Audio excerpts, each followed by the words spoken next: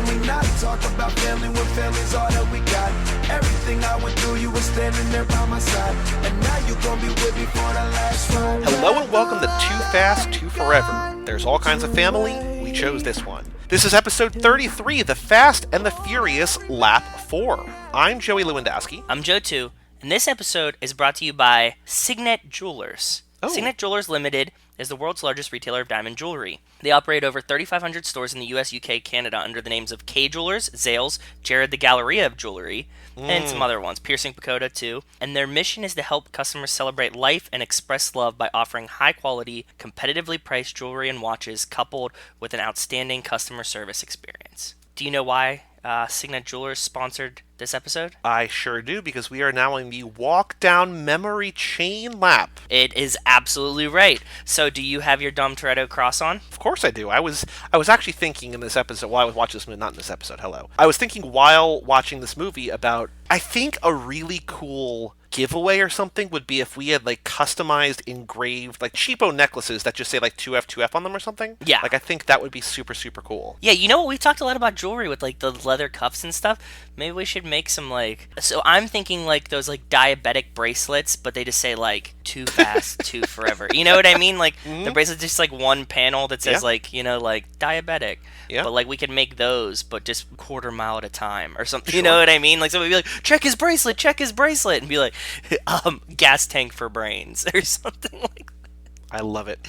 Nitrous oxide in his blood. He's like gravity. Everything just gets pulled to him. Yeah, exactly. How funny would those be? Oh, this bracelet is wildly unhelpful, but I think it's pretty cool. Like a mild tangent. Did you hear about the guy that had like the do not resuscitate thing like tattooed on him? No. He had like do not resuscitate tattooed on him, and then they resuscitated him, and he sued them because he was like, it's tattooed on me. They're like, yeah, but that's not like the necklace thing. And he's like, but I got it tattooed on me. And it was like a big story, like, I don't know, maybe 6 or 8 months ago. Super weird. Well, welcome to Lap 4. We did our tune-up, relap, recap 2 episodes ago. Last episode we did a You Are My Lifespan Chapter 2. But here we are, officially kicking off Lap 4, a walk down memory chain. Joining us after the break will be Michael Domanico of the Not Her Again podcast. I also want to point out that next week we're going to have a bonus episode, the Turbocharged Prelude, the 6-minute short film between the first and second movies. Jeez. So come back next week in our sort of off week for that episode. But yeah, so let us get right into it with extracurricular activities. Joe, what have you been up to since we recorded our last 2 episodes? Oh, so I have this cool thing. I don't think I told you about it. There's this cool thing in Connecticut called the Connecticut Wine Trail Passport. Did you know about this? No? Question mark? So check this out. So every year, Connecticut Farm Winers Guild or something releases this thing, and it's a book. And it has every Connecticut winery in it. You can go to each one and you get a stamp for going there. So there's like 41 of them. And then like at the end of the year, there's prizes for like people that went to a bunch of them, right? Like if you go to like 10 or more, you can win like a bottle of wine. And if you go to like 12 or 14 or more, then you can win like a limo trip to go to a bunch of wineries. And then if you get like 18 or more, you can win a trip for 2 to Spain for 2 weeks. Ooh, okay. Yeah, so we happened to stumble upon it. Rachel's mom came to visit last weekend. We were there, and we knew about this. Like, we like, you know, had them before, seen them in the past. But we were there, like, the weekend it opened. Okay, like, it's like the first weekend of the year. It was like May 3rd or 5th or something, right? We were like, oh shit, you know, like this just started, like we could start doing this.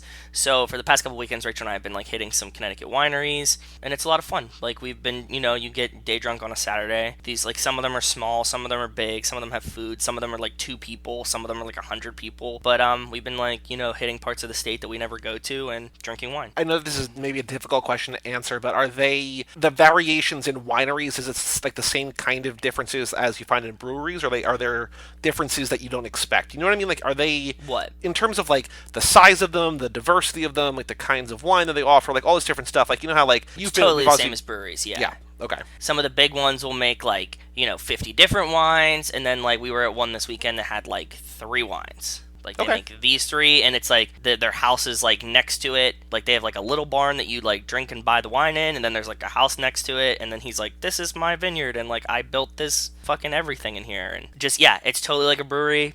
It's like the same shit, but it's nice out. Wine is fun too. I just like to drink a lot.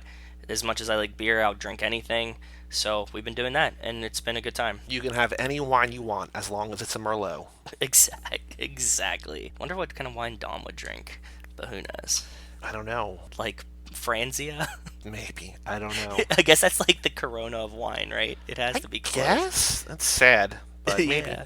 Okay. Did you do anything else in the last 2 weeks or no? No, that's been it. I'm leaving for Texas this weekend. Not Austin, otherwise I would have hit up Mr. West, but I will be in Dallas for work, so I'll have some fun Dallas stories when I come back, hopefully. Did the Stars win or something? They lost, so I was planning on going to a Dallas Stars hockey game if they were in it, but they got beat by the St. Louis Blues, so they're out of the playoffs. And as you know, the Mavericks are out, and I don't think the Rangers play in Dallas, so there's like no sporting events I can go to on this trip, essentially. Go find a rodeo. That's exactly what we're doing. Did I tell you that? No. So I'll save that story for next time. I never went to a rodeo when I lived in Texas, and I regret it. Yeah, we plan on going to one when we were there on this trip, so... Do it. Yeah, I'm excited. Since the last time we recorded, I went to Los Angeles for the weekend. This was not this is a this cool past story. weekend. Cool. It was Cinco de Mayo weekend. I went out there because my favorite podcast to listen to, Never Not Funny. I mean, my favorite Not this one? podcast, obviously, is Too Fast, Too Forever, but Yeah. I don't listen to this. I just edit it. Which is listening. Yeah, well, I guess. It's active listening, literally active listening. It is, yeah. So I went out there because they have their annual telethon of sorts to raise money for Smile Train, which is a charity that fixes cleft palates and cleft lips. Oh, that's cool. I didn't know that. That's a really cool charity. Yeah, so this is the 10th time they've done it. And so I've watched it on YouTube because they stream it on YouTube every year. That's I've watched cool. it the last like 3 or 4 years, but this year I actually went out there, and I got there wildly early because I was still on East Coast time, and I was just awake, so I just went to the venue, and I was Yeah, we were phoned chatting. online, and we were chatting. And I sat in the front row, and the host of the podcast, Jimmy Pardo, saw my obnoxiously worn Cage Club t-shirt, and he was talking to me about that on the stream, so you can check that out. Very cool. Very, very cool. The thing is that, like, there's a lot of people out there that people might be familiar with, but they're mostly just guests of the podcast. And so there are people like, I don't know who most of these people are, but, like, John Hamm was out there, That's cool. Conan Very O'Brien, Darcy Carden, who plays Janet on The Good Place, who's also in Barry, Andrea Savage, who has a show I'm Sorry, Matt Walsh from Veep. Like, there's a handful of people that people would know, but a lot of them were just frequent guests of the podcast. And so it was super But if you cool like to go it, out that's there. cool anyways. You Yeah, know no, what I it was mean? awesome. So I went out there and I hung out with a friend on Sunday, and I was there for 3 nights, 2 at a hotel, 1 at a friend's place. Came back, a real quick boom trip, but I had a really good time. So that was sort of a spur of the moment kind of thing, because I didn't buy a ticket when they went up, and they sell out instantly. But then someone tweeted that she had an extra ticket. I messaged her, and all of a sudden I was booking a flight to LA. So That's very cool, dude. it was cool. I had I a like really the good quick time. LA trips too. Like, you know, I definitely spent time out there. I can handle about 3 days of LA pretty easily. You know, any more than that, I'm like, whew, I'm ready to get back on the West Coast over here. I know? like LA. I don't know. I mean, I could sort of see myself at one point living in LA, but I don't know that actually is true. For now, I don't see you living there ever. as I've made clear on this podcast, I just bought a house a year ago, so I'm not looking to move anytime soon. But I Yeah. also do I wouldn't want to live in New York, but I would live in LA first. But I don't know. I Who agree knows with what that. the future will hold? I agree with that. I would take LA over New York, but I wouldn't live in LA either. So And that's pretty much all I did extracurricular wise. I recorded pretty some big one. That's not, was a that's pretty not- big one. That's not chill. So I recorded some Cage Club Revisited with Mr. Mike Manzi of the Ride Along Lap, the Mike Stir. Oh, we also recorded and put out an episode of Zack Attack, our other podcast that we did. finished, about the new Ted Bundy movie, which I do not know the name, but it's a Ted Bundy movie on Netflix. Very zeffingly evil, zeffingly vile. So go check that out if you want to hear more of us talking about that. I think all of our shows are now a commercial for this show, Essentially, yeah. but it was a decent enough movie. I think it was a fun talk. And Yeah, we had a go great listen to we had a that. great conversation about it. And I think that's pretty much it. Let us move on then, because we've got some exciting things coming up this opening segment. That We we've doing not- it now? We doing No, it we're not now? doing it now. We're going to do it last. We But do I it just want dead to sort of last. Keep the ball moving. Okay. We have a Patreon page, patreon.com/toofast2forever. If you want to kick us a couple bucks to thank us for all this tireless work that we do on this podcast, that would be All appreciated. the You work can also Joey does. get All the work some Joey does. merch and some swag. So shout out Cassie Wilson. Cassie, Joe, and I are actively, currently in discussion to get stickers made. So stickers coming your way very soon. Maybe a little special surprise too. That sounds it's a good thing. That sounds like it could go either way, but it's a nice thing. Yeah, it's not as creepy as I'm making it sound. No, not at all. We also so before I open the mailbag, I'm going to go to iTunes. We're always on the lookout for new reviews of this show, because the best way for other people to find the show is just to, aside from word of mouth, is to write reviews on iTunes, and then people can find it, so on and so forth. I don't understand how it all works. All I know is that the metrics help that. So we're going to take a look and see if anybody left us a review. 13 reviews, all 5 stars. No reviews new. So, again, if you want to have your review read on air, go to iTunes or go anywhere and leave us a review and let us know that you left a review, and we'll go from there. We also have an email address here on the show, family@cageclub.me. Joe, 2 emails today. Ooh. I got some devastating news. No email from Wes. I don't know if Wes is busy or not, but hope he's okay. Hopefully, Wes, you're okay. We love and miss you, brother. I'm not trying to pressure you into writing an email, but just I hope you're okay, no matter what's going on. So here's what I'm busy. say. Maybe he hit Powerball. Ooh. And he was like, fuck those guys forever. And in which case I'd be like, good for you, dude. I hope so. When we do our turbocharged prelude, it was just going to be, I think, we didn't really talk about doing a full episode, because we're going to record that in a day or two probably. But I think, so we weren't going to do emails, but I think if Wes writes an email between now and the time we do that episode, we'll read, or any emails maybe, we'll read that on air. Down. But for me. Other than that, going to be a short, quickie bonus episode, and then we'll be back in 2 weeks, of course, for Too Fast, Too Furious. But okay, 2 emails today. Go ahead. First up, from Justin Kleinman, our friend up north. Hello, Justin. In the Minneapolis area. So this is a clarification from an email that he sent in last episode. He says, no knees / king of the hill. He says, I guess technically the grandpa had no shins, knees connected to feet. So here is on King of the Hill, because I was like, I don't know what this means. Yeah. Let me see. So here's a link to a video called AF Cotton Hill War Story. If you want to know a little bit more about the grandpa not having shins, knees connected to feet, go to YouTube and search for Cotton Hill War Story, published on July 3rd, 2017, 163,147 views. So go check that out. Thank you, Justin, for writing that in. I will check this out after we record this episode. Yeah, I was trying to click through and see a picture of the no knees, but didn't find one.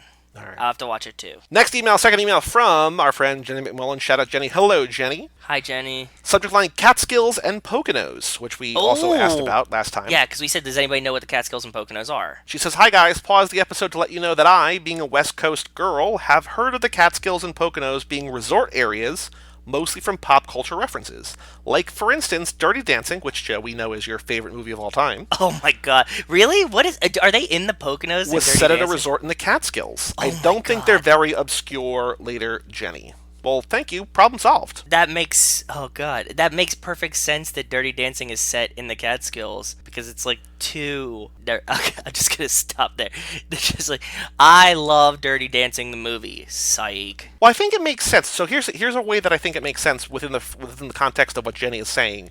What? That a lot of writers, people like Hollywood and entertainment writers who write movies, are probably from either New York or LA. And so if you're from New York, you probably either grew up going to those places or know about those places. True. And you would probably set things there. So I think that makes sense within the pop culture context to write about the things you know. And it's one of those places that's like, if you're from around here, you would know it. So it's like a little like tongue in cheek, like, oh, they're in the Poconos, and then you could be like, what is the Poconos? But like everybody like in the tri-state area knows what the Poconos are, right? So it's like a little bit of like undercover kind of like, ooh, what is this mysterious type place, but it's really not type thing. So that's what I'm thinking. I think that makes absolute total sense. So thank you, Justin. Thank you, Jenny, for both writing in. If you want to write in, have your email read on air, family@cageclub.me. Let us know what you're thinking. If you have not sent in your rankings yet, do that. If you have not sent in your franchise picks for the movie franchise game that we did a couple episodes ago, do you can do that too. And also, if you have thoughts about the segment that we're going to unveil a little bit later, write in about that too. family@cageclub.me. All right. Next up, Joe, on the streets. What Fast and Furious news has there been since we last recorded? I think there's been maybe a new TV commercial for Hobbs and Shaw, but I am still, once again, continuing to be on media blackout there, because I don't want that spoiled after your little run-in. On that note, I made Rachel watch it. The same one that you did. The same one that I had to ruin it for. I mean, like, because she doesn't really care, but she cares. And I was like, you gotta just watch this. And I told her about the part there's a part that I said that made me disappointed that I know that it's gonna happen. And she was like, oh, like she didn't catch it the first time. Like, it's something that like would only matter to us. So. Oh, I want to say before I take a step back, when I was in LA, I forgot that I went to the Peterson Automotive Museum. Oh, yeah, go ahead. So on Sunday, as I was walking around, I had a burger at the counter, which is great. I'm going to put some pictures on Facebook. I still haven't done that yet. But I went to the counter for a burger, which was great. I went to a couple breweries or a brewery or two. That was all great. But relevant to this show. Which ones did you go to? Which ones did you go to? I got to look it up. You went to what's it called? Not McKellar, the other one. It's the one from San Diego. Yeah, that does Monsters Park. What the fuck is it called? Modern Times. Modern Times. Yep. I beat you to it, and you went there. Ha! Yeah, but I don't remember those kind of things. I'm not an alcoholic. which would make you remember it more than me. I know. That doesn't quite work, but anyway, Didn't right land near... at all. So I found... I knew that I wanted to go to this Peterson Automotive Museum because there was a exhibit that opened that day. It's open for, I think, almost a full year. I think it's closing in March. But there's an exhibit at this museum, which is always open, which is sort of, I guess, like the history of cars, kind of, and they have all, like, old-timey cars and stuff like that. It looks really cool. Go ahead. They have an exhibit now for the history of movie cars. So, like, a lot of movies... I think it's a combination of, like, concept cars and recreations of movie cars and also actual movie cars. But they had a whole Mad Max exhibit, both a lot from Fury Road. They had a lot from Blade Runner and Blade Runner 2040 Which we love, the Warthog from Halo 4, which I think was awesome because, as listeners might know, Joe and I met each other playing Halo 2. I would say, if you were to propose to me, you should do it in front of the Warthog at the museum. Yeah. They had a bunch of cars from Batman, like they had old Batmobiles and old Joker things, and the Bat Bike, I think, with the Robin sidecar. They also have the Bat Bike from The Dark Knight.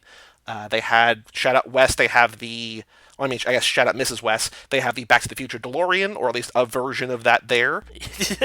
They have a lot of really cool cars, a lot of things from MCU movies and stuff like that, so the entry fee to the museum is like $16 or whatever, including tax. Bad. So if you're in LA, you like cars, I'm assuming that if you listen to this podcast, probably like cars. Or movies, and it has both. Yeah, go check it out. Because, I don't really love cars, but I love seeing the cars that I knew. The only drawback, the only downside, no Fast and Furious in there, which is kind of a bummer. Which is kind of sad, yeah. But I feel like these were sort of like heightened, not comical cars, but like very unreal cars, things that are sort of made specifically for the movies. And the Fast and Furious, especially the early ones, like the one that we're talking about tonight, are all real cars that have been souped up and tuned for the movie. So it's a little bit different, but I still would have loved to have seen, like a Super or a Skyliner or whatever, that like, this is the one that Brian drove. Exactly, yeah. That would be really, really cool. But anyway, any news about the Fast and Furious aside from the maybe new trailer, maybe new commercial? Anything else that you've seen? One. It's pretty new. Tyrese is joining forces with Paul Walker's brother to put on an event that will have car enthusiasts and Fast and Furious fans salivating.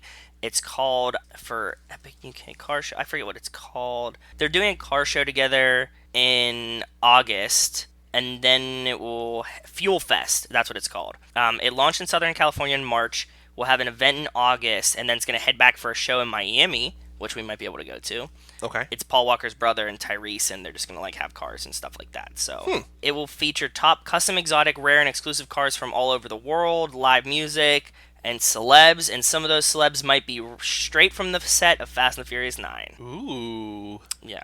Oh, I guess the big news that I saw that Mike Manzi shared with us, the Mikester himself, one of the major producers of the Fast and Furious, who apparently has like this contentious history with the franchise, was basically removed from the films. That he's no longer associated, he's no longer affiliated with them. He's still getting paid to some extent.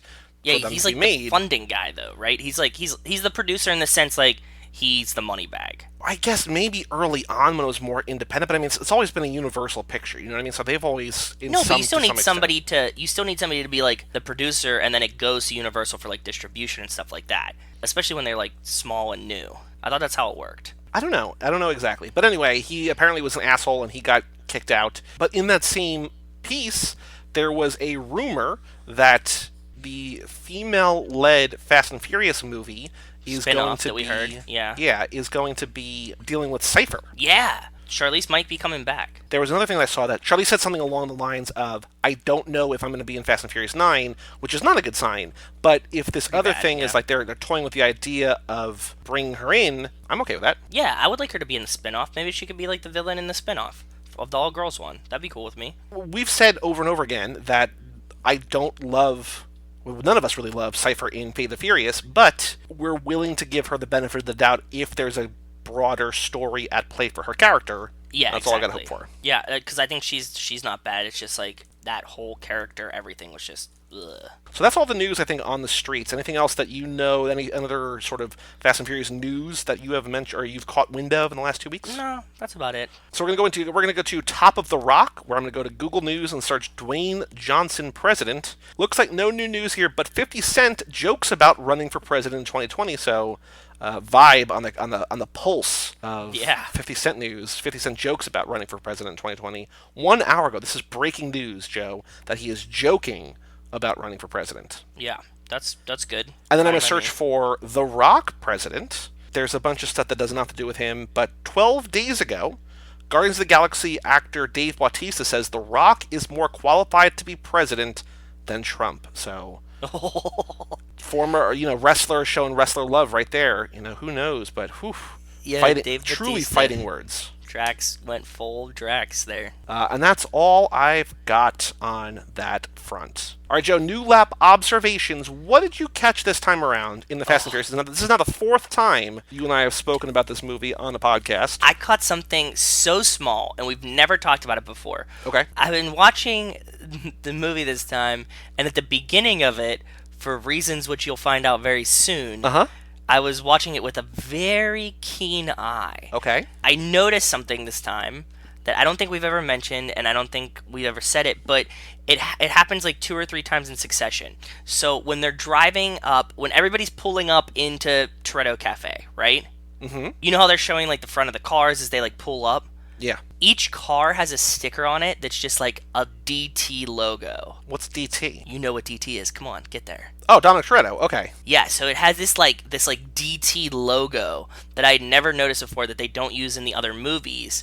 And I was like, oh, is this for Dominic Toretto? And then, now that this was in my head, I was like, oh man, it has to be, right? Like, that's the only thing that this can be. It doesn't say like Toretto or anything on it, just like a D and a T together. Is it stylized or just the letters? It's stylized. It's okay. it's like a logo that would be like, your whatever custom logo. It's like not very stylized. Maybe just, that like, should be our sticker that we make. Wait, and then when you go to Race Wars, when Jesse comes out of the trailer, it says like DT Specialties, and it has the same logo on it. Huh. So okay. Dom Toretto does have like a logo for his garage that I just caught this watching of the film. I love it. I love it. I love it. I love it. Yeah, so if you go back and watch just like as they're pulling up, because I noticed it because I was like looking at the stickers on the front of the cars, like to see like, what stickers they had on them. Yeah. Letty has one, and then like Vince has one, and like I think Jesse might have one too, and it shows you the sticker on all 3 of the cars. Okay. Yeah, so I was like, oh, dude, like holy fuck, that must be like a Dominic Toretto garage sticker, and then at the end you see the like Dominic Toretto Specialties or like customs on the trailer, like on the door of the trailer. So I really love it. Pretty cool. So I noticed a bunch of things this time around, a lot of which I will probably bring up to some extent with Michael when he joins us a little bit. But 2 things that I want to mention that won't make any sense to him because they are about You Are My Lifespan. Oh, go ahead. Yes. So instead of having to explain all of that, I'll just bring it up here. Number 1, Jesse, when Brian brings that like car that looks like a piece of shit on the outside, and he's like, this is your 10-second car, and they look inside, Jesse says 15 grand in a way that sounds like 15 grad. No way. It's clearly grand, but it sounds closer to grad. It's just like, and I think maybe my brain is hearing what I want it to hear, but for how much we have spent, like how much time we've overnight spent. parts from Japan. Yeah. This part. It's like, 15 grand, 15 grand, grad. It was just, it's close.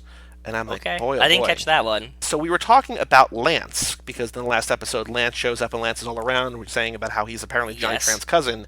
Lance is all over this movie. Yes. Lance is the other one at the end of the movie that rides with Johnny when they kill Jesse. Yes, it is but Lance. Yeah. More importantly, I guess, Lance is played by Reggie Lee, and I was like, why do I know him? And he plays a cop in Dark Knight Rises, which I probably have recognized him in. But Okay.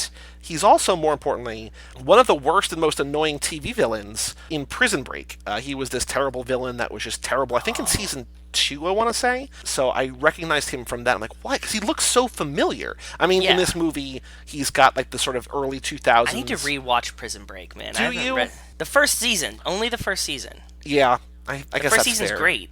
I also wonder because that was in the sort of the beginning of like peak TV kind of, and it was great. And I watched it with a friend in college, and she and I were just like, "Oh my god, like we need to watch another episode." Like we had it all Yeah. on DVD or whatever, and it was one of those where like we can't not watch the next episode. I wonder if it's actually good or just fueled by cliffhangers. Like I once watched you know, it way after it came out. I really enjoyed it. Like I watched it maybe like 09, and it was really good then. Maybe it's gonna be really good, and because that was like way after it came out. You know what I mean? because it came out I think in 2004, 2005. I want to say. Yeah.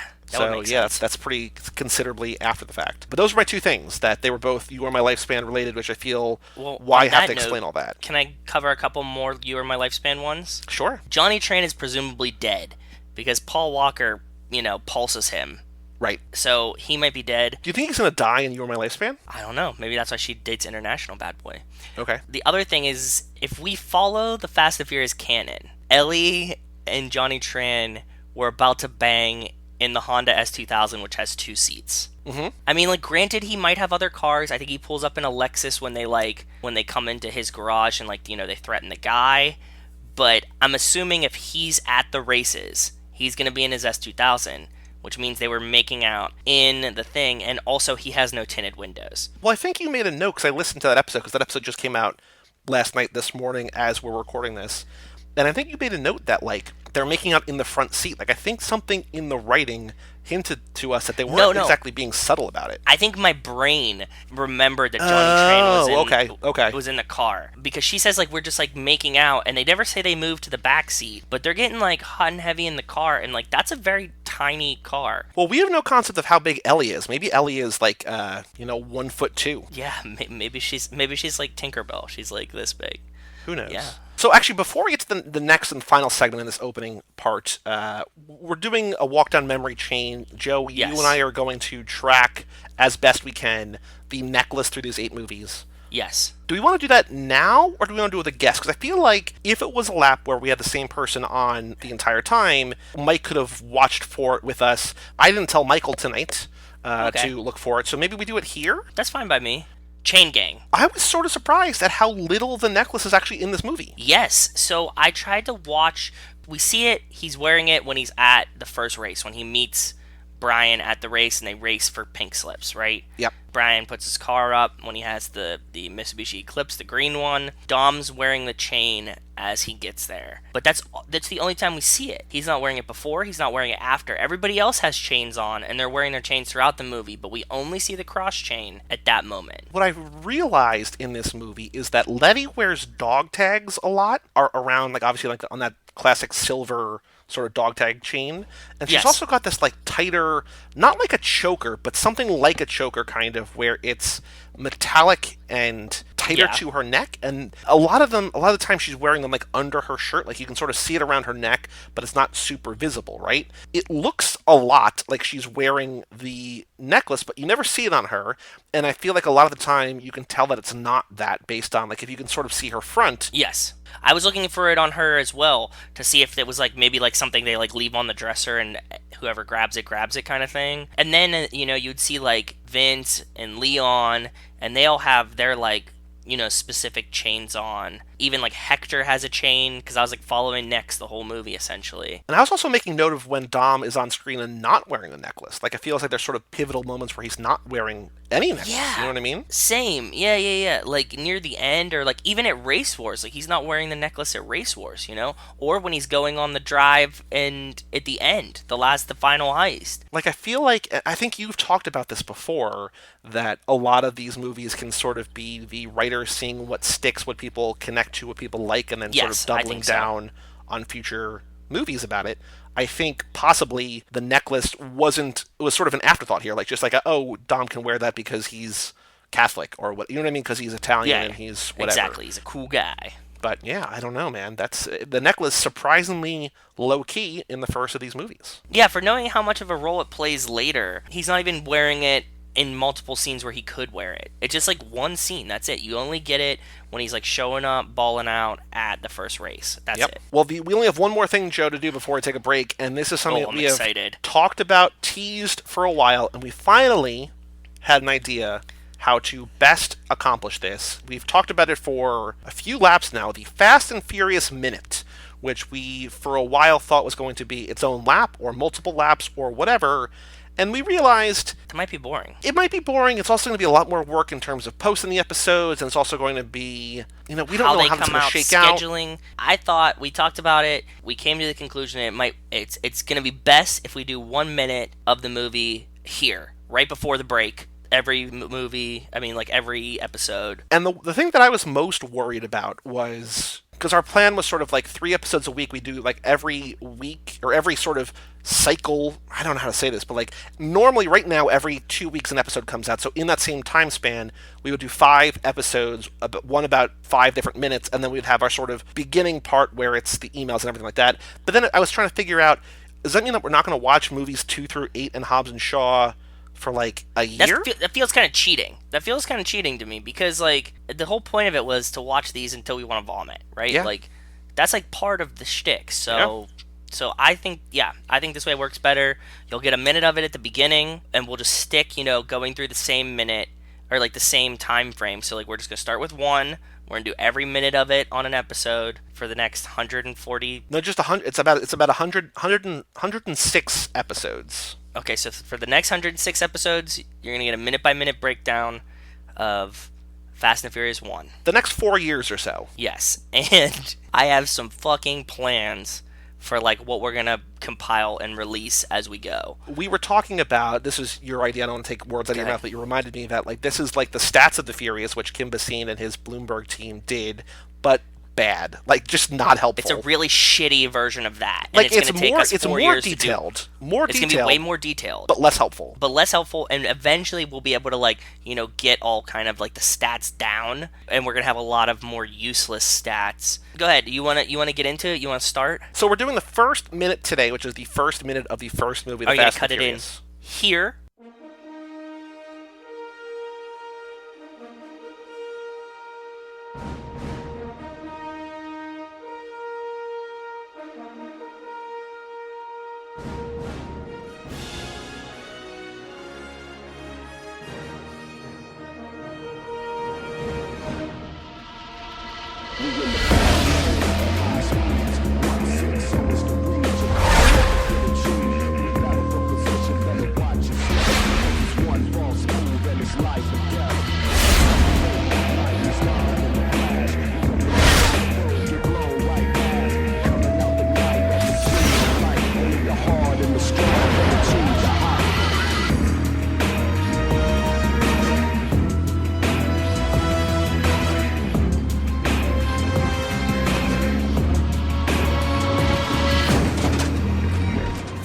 Thing I learned about this is that the Universal logo, the Universal intro, is 22 or 23 seconds long. So, like, not most of this intro, but a lot of this intro is Universal. And UniversalStudios.com. Yes, that's how it starts out. What I do want to make note of is that you asked me what the song was that plays the opening theme. And so I don't know if it has a name, which I think is really strange, but it is composed by BT on the network, on the Case Club Podcast Network, where we call our home.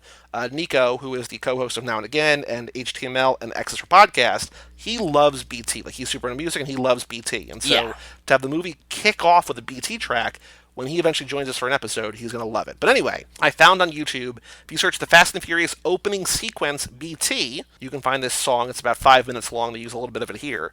But what I wanted to point out was there's a couple comments on this track. One that I really like, the top ranked one, is from Nathan Walker 4 years ago, and says, "I always expect this song to come on after every Universal introduction." I just think it's so cool. Like, it's just... That is cool, yeah. This, to him is burned into the Universal thing. Like, for whatever reason in my brain, even though I've seen these movies way more, when I see Universal, I think Jurassic Park. Okay. It's not my favorite movie. I've only seen it maybe a couple times. To me, Universal is tied to that. Makes sense. But Nathan Walker says he always expects the song to come on after every Universal introduction. The only other comment that I want to point out, there's a couple people saying R.I.P. Paul, but one person says it's kind of sad seeing that some of these comments were written before Paul died, R.I.P., which is kind of a bummer. Like, people talking about how much they love Paul Walker, how much they love the movie, and then he dies and the comments still live on. So it's just a bummer, man. That is a bummer. So that was my initial reaction. So what do you got from this first minute? Do you want to describe what happens in the minute? I mean, we just played the audio, but do you want to describe what happens in this 1 minute? So we start getting a shot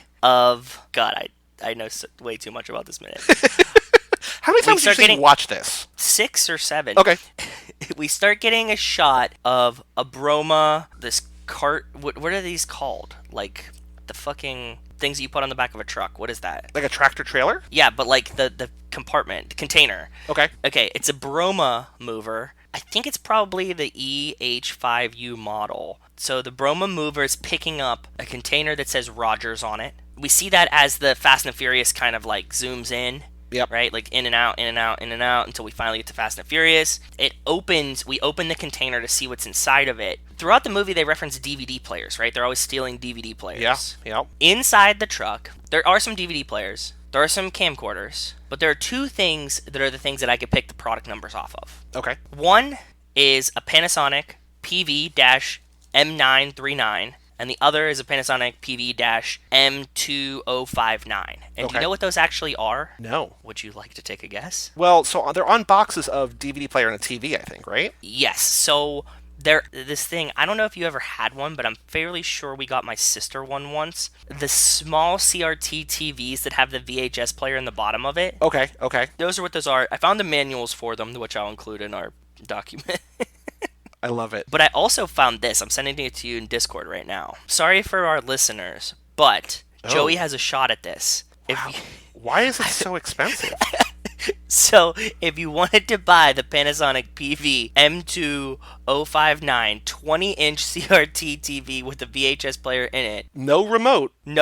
Somebody's selling one on eBay right now for $220 with $50 shipping. Like, I understand the shipping part of it, but like, that is wildly expensive for a terrible TV. For a really shitty TV. I don't know what you would actually do with this. Like you could buy an iPod Touch for this much. You know what I mean? You could buy a lot of things for this much. Like a Kindle. Like, you could get a Kindle, which would do... You get a Kindle for $99, you get 2.5 Kindles. Almost 3 Kindles. Yeah, that's what I'm saying. So, maybe there's some market for these TVs out there. Unless this one was in the Fast and the Furious, like it was like on the truck, I don't think I'd pay $220 for this. Let's make an offer for it. Like $13. It'd still be like $60 to get this fucking TV for me to throw out when it gets here. In the first minute, that's what I got. Okay. I know the shipping, it's actually called a mobile harbor single lift like hydraulic thing. A broma, BROMMA. Okay. I know what's in the back of the truck now, including some of the models, and I have the manuals for the models of the TVs that are in there. Love it. I couldn't find the DVD player model numbers because it goes by a little fast, but that's what I got so far. Cool. So this is the approach that I'm going to take with the Fast and the Furious. Very scientific, very numbers-based. Numbers-based. I want to get all the car license plates.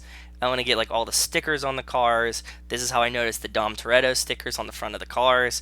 But like, I'm just going to break it down of like shit that's going on around the scene. Right? Because if I get it minute by minute and I watch them like 3 or 4 times, it doesn't really mean that much. But like, I'll start getting a feel for what's happening. And what I'm going to do is I'm going to transcribe every line of dialogue. And there's no dialogue in this first minute. There's just a guy who like picks up a phone but does not say anything. So we can eventually get to the point where we have like the entire script. We can pretty much write the like Fast and Furious movie book. Is what we're gonna do. Mm-hmm. Like, write the book of it, of like, you know, this broma thing picks up a container that says Rogers that's filled with these TV, you know what I mean? And we can break the whole movie down like that, and you'll have like a readable version of the Fast and the Furious. Yeah, which, I mean, who doesn't want that? I do. Exactly.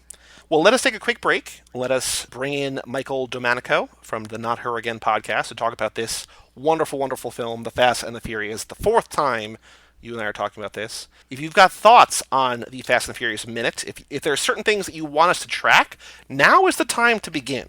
When we are 1 minute in. If you want us to count number of times, like, I don't want to do this, but if you're like, How many times does Paul Walker blink in this movie? We could probably do it. Let us know certain things. If there's something you've always wanted to know, genuinely want to know, and don't want to just make us do manual labor, now is the time. Because this first minute, there's nobody we know. There's only 2 actors on screen, neither of whom have any significance to anything. Again. Family@cageclub.me, and we'll be back right after this.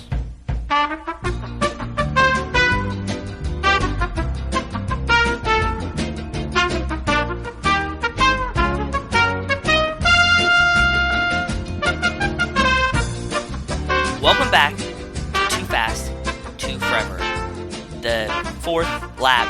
This is Fast and the Furious 1, brought to you by Signet Jewelers. Customers are encouraged to take advantage of our extensive offering of diamond education and guidance on such popular topics as finding the perfect engagement ring or choosing the style of jewelry that best suits their personalities. Signet is committed to delivering all this while seeking to uphold their social, ethical, and environmental principles through global leadership, innovation, and sustainability. Shout out Signet. Joining us tonight, on this very special episode to kick off the 4th lap, we have someone who I believe had never seen any of these movies before this week.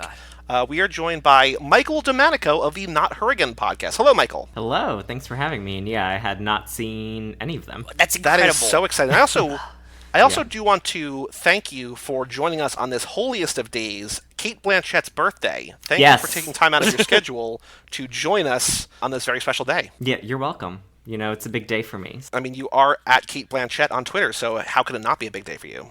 Yeah, we do most of our festivities around the stroke of midnight, so we're actually good. Okay, we got some time. All right, I like that. I like that. Did you steal Cate Blanchett's, is it just at Cate Blanchett? No, it has 4 T's, 5 if you count the first T, so... Okay. Yeah, she can still have her name, but I don't even think that that's her. I don't think that she is on Twitter. As we're recording this past Sunday was Mother's Day, and so the San Diego Padres changed their Twitter handle from @Padres to @Madres, which is a cool, nice little gesture, whatever, but also, yes, dumb. And then some college kid just claimed @Padres. The Padres were like, I don't know what to do now. And then Twitter took it back, and then they offered the kid, free tickets or whatever. But still, how do you not have someone in your social media department to be like, hey, we're going to change our name. As soon as we do this, you have to change your name to @Padres. Why didn't they just change the first part of the name? You know what I mean? Like the display name, not the @ name. I don't know, man. Also, couldn't they just reserve? You would think so, but they did not. And so some college kid, I think, named Jeff, because of course there's somebody named Jeff. Damn it, claimed Jeff. @Padres. So you live, you learn, but Cate Blanchett, you can still have your Twitter name, I'm assuming, if you want it. But I don't think she wants it. Why would she want it? Why does Cate Blanchett need to be on Twitter? No, she does not have to be on Twitter. It's a hellscape, so I think that she's doing a lot better. Very true. And also I want to point out, before we get into the movie, that you broke your... I don't really use Twitter anymore, but I saw that you had tweeted for the first time in over a month to talk about how great the Veep finale is, and I wholeheartedly endorse. The Veep finale was perfect in just about every way. I've literally been watching that show since the first episode, and I started watching it in high school, and now I'm obviously older than that, and it ended, and I was like, oh wow, this is actually much more emotional than I realized, because I don't tend to watch a lot of television over the course of years. I tend to one-offs, Sharp Objects or something that just comes and goes for a season. Right. So I was like, oh wow, I did not realize how invested I was in this, and how these 7 years just built up to this moment so perfectly. And it just offered such great closure for so many of its characters, or all of its characters, really. So I just... Yeah. That's cool. Shout out to Veep. Okay, so now normally we kick these off with a new guest by interviewing you about the movies, your history with the movies, whatever. You don't really have a history with the movies, so I guess the big question for you is, why have you never seen one of these movies before? That's a good question. If you can't tell from my Twitter handle, it's @Cate Blanchett. That should tell you some things about the kind of movies that I probably gravitate toward more. I'm not huge into racing and car movies, which Fair. isn't that much of a thing, but the Fast and the Furious is probably the quintessential car movie, at least at this point in time. Okay. Yeah. So it's not really what I'm seeking out. I think it just gives me a lot of anxiety to watch people cut off other drivers. I get a lot of That's fair. Bystander anxiety. I don't know how to explain it, but I'm oh my god, they almost hit that poor person who's just trying to drive and is in a Fast and Furious movie all of a sudden. So I don't know. I think it just gives me agita.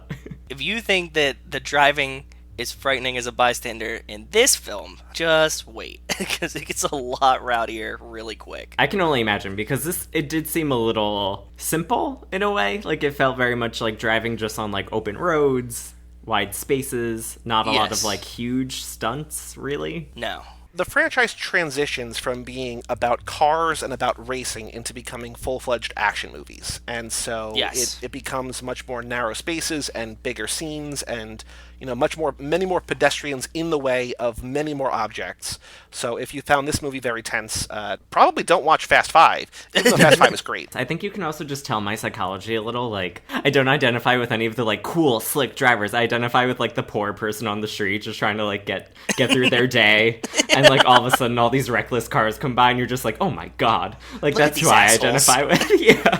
We've always thought, like, when we talk about these movies and like our place in these movies, that we always like aspire to be the really cool characters, but we've learned, like, as we talk about them and stuff, that we're usually like a lamer, low tier character in the films. Yeah. I can You see know, that. like we're never like the cool guy that's like drifting around the parking lot. We're always like, eh. No, because the cool guy drifting around the parking lot probably dies. So, like in real life. So, True.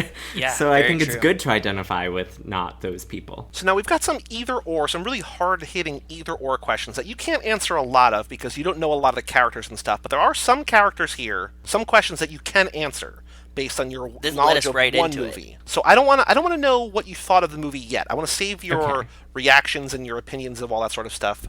Walt did all these, so I mean we know you through Walt.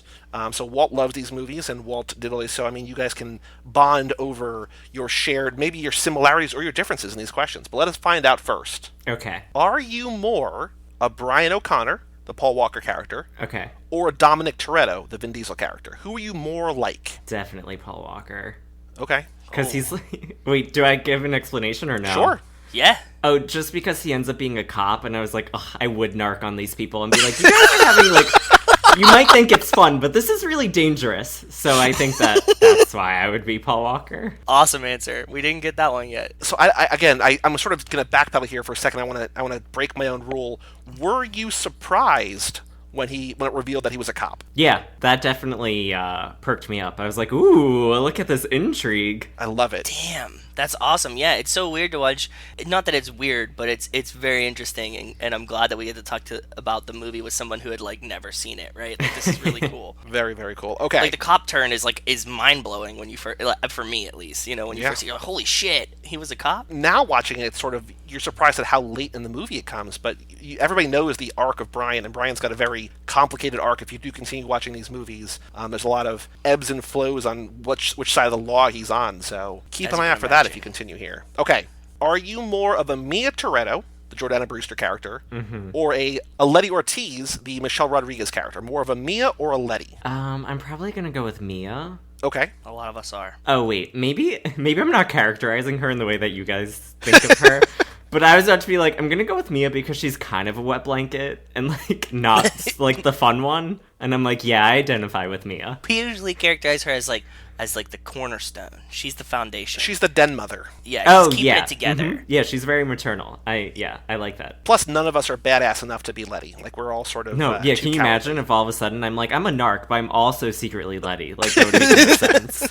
I feel like, and I don't want to generalize all podcast hosts, but I feel like there are not very many Lettys in the podcast game. Because I feel like Letty is the kind of person who not only does not host a Getting podcast, into bar fights. but does not listen to podcasts or even know what a podcast is. Yeah, that's fair. Yeah, very true. I agree. If you had to choose, now in terms of cars, I know you live in New York, so this is sort of a different kind of thing. Do you prefer American muscle or imports? Is American Muscle like a specific car, or does that just mean No, it's American cars? It's general, like those, like, 70s, 80s classic American cars, or like newer Japanese cars. I'm gonna stay true to myself and go with the newer Japanese cars because I'm sure they have enhanced safety features. So I go with the newer car. Very, very smart. I like that a lot. But the old American cars are like very, very sturdy, built like a tank. So safety, I mean, like, you'll get hurt more, but the car will last better.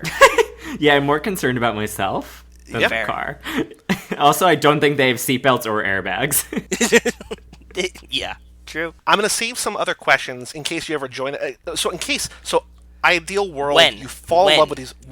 When you fall in love with these movies and continue to watch them and come on after you've seen them all, we'll ask you the rest of the questions. But I've got two more for you.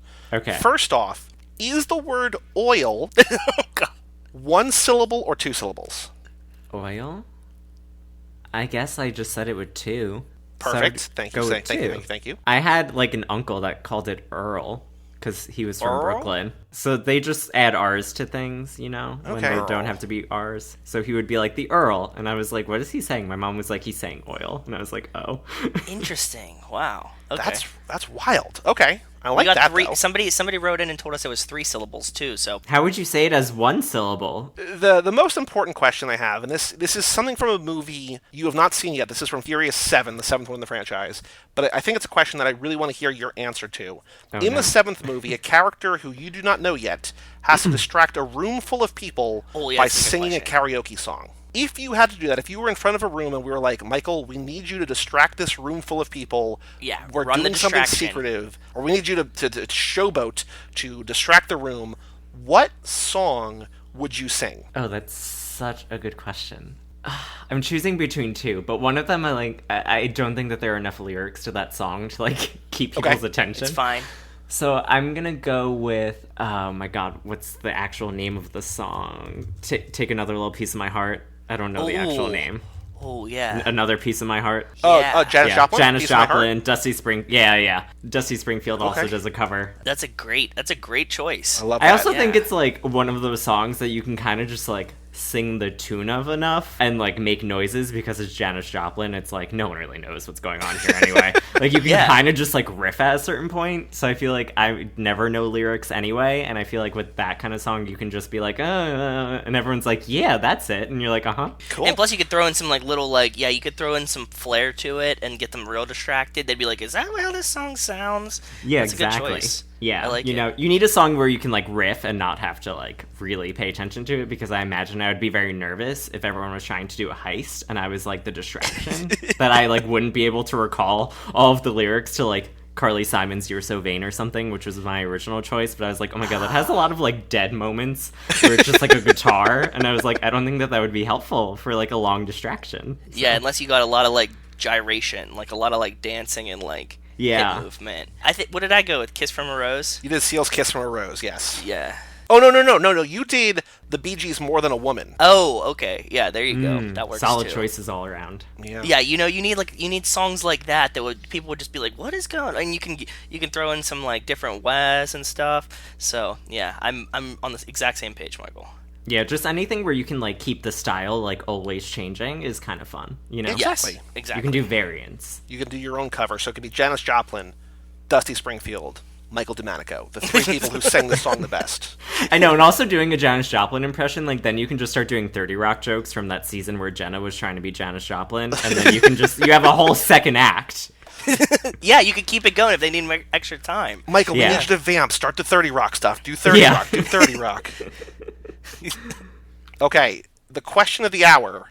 Did you like this movie? Oh my god, I don't want to disappoint anyone. You can, you could say no. Be honest. If you didn't Okay, like yeah, it, my that's fine. honest opinion, no.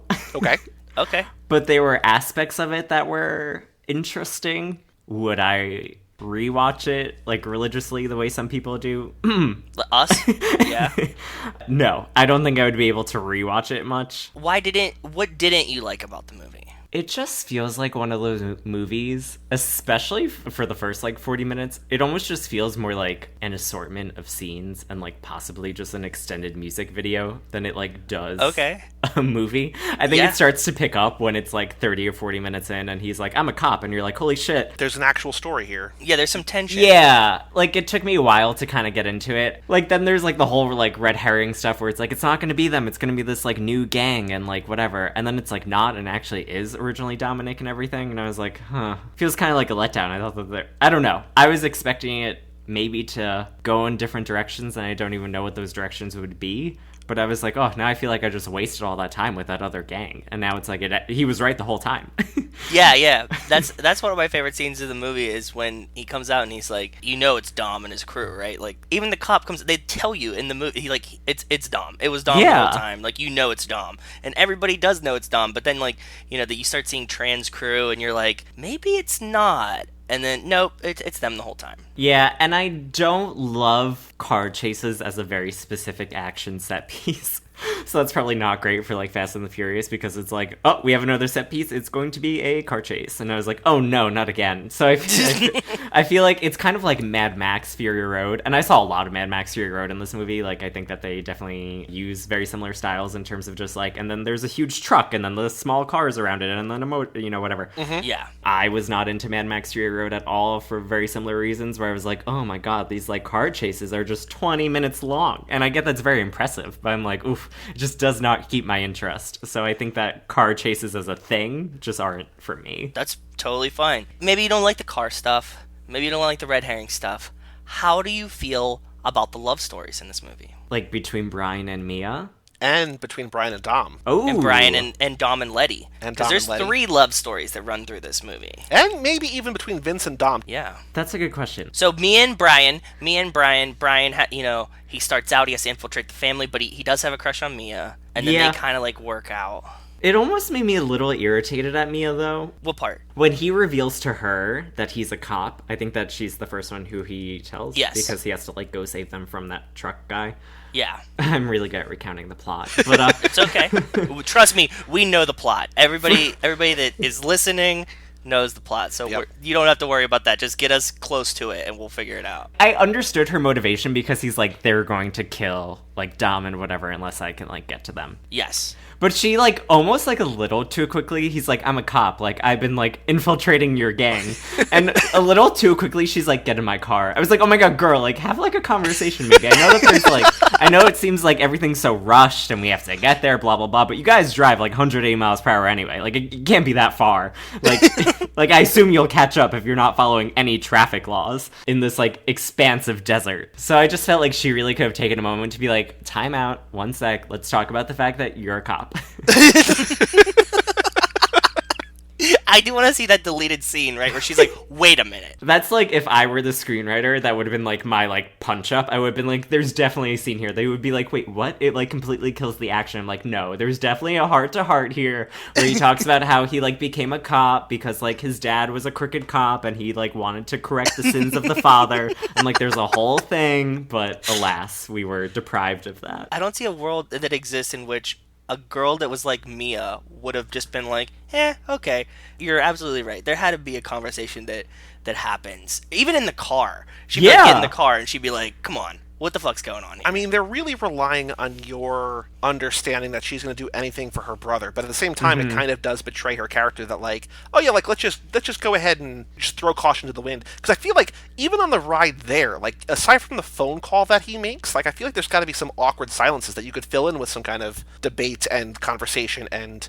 Wait, what's actually happening? So yeah, like the one I proposed, like I guess they don't have to go to like the local coffee shop and like sit down for like tea and discuss all of their differences. Like they can probably just do it in the car. No, they do that later. It's in another movie. They do the exact same thing. But go ahead. Yeah, I don't know, but also all the reasons I'm attacking Mia are also all the reasons that I like low-key kind of like her, because she like does put the safety of other people above like her loyalty to some like stupid gang or whatever. She's like, okay, like I guess that we should actually care that they're about to be killed by this guy, as opposed to being like, oh, I'm like too emotional to like even deal with this. So I kind of do like that aspect of it, but it did feel like a little weird that it felt like unaddressed in this movie. The core of Brian and Mia, do you like them together? Do you like how this played out, other than the whole like she didn't tell them or the cop situation? Is it a cute love story? I don't know if I would call it cute. It also felt like weird because it felt like, wait, who's the other guy in the gang who like beats up Paul Walker at the beginning? Vince, yeah. So it feels like Vince like clearly has feelings for Mia. Oh yeah. And then like Paul Walker's like making out with Mia in like their shared house, and I was like, this just feels like kind of weird. But I don't think I don't think the gang really lives there.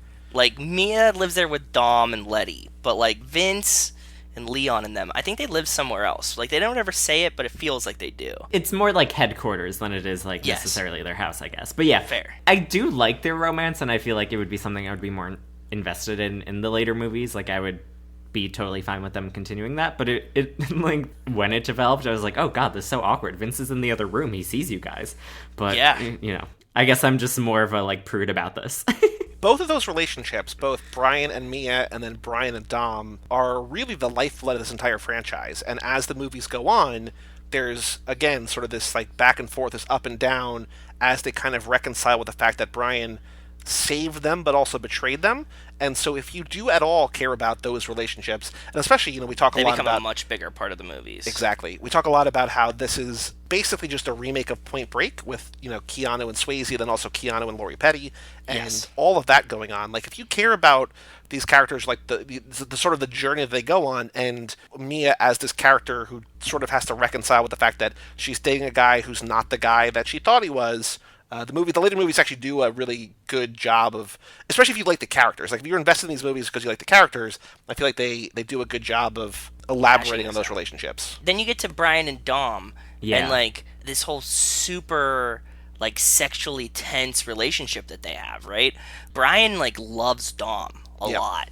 How do you feel about this one? Like, how that plays out? So I have, like, a question about the end, because Go ahead. So Brian's a cop, right? Yep. Yes. So well established that he's a narc. So he, at the end, there's like another car chase where two members of the gang like drive by with their machine gun things on their bikes, and then he chases them.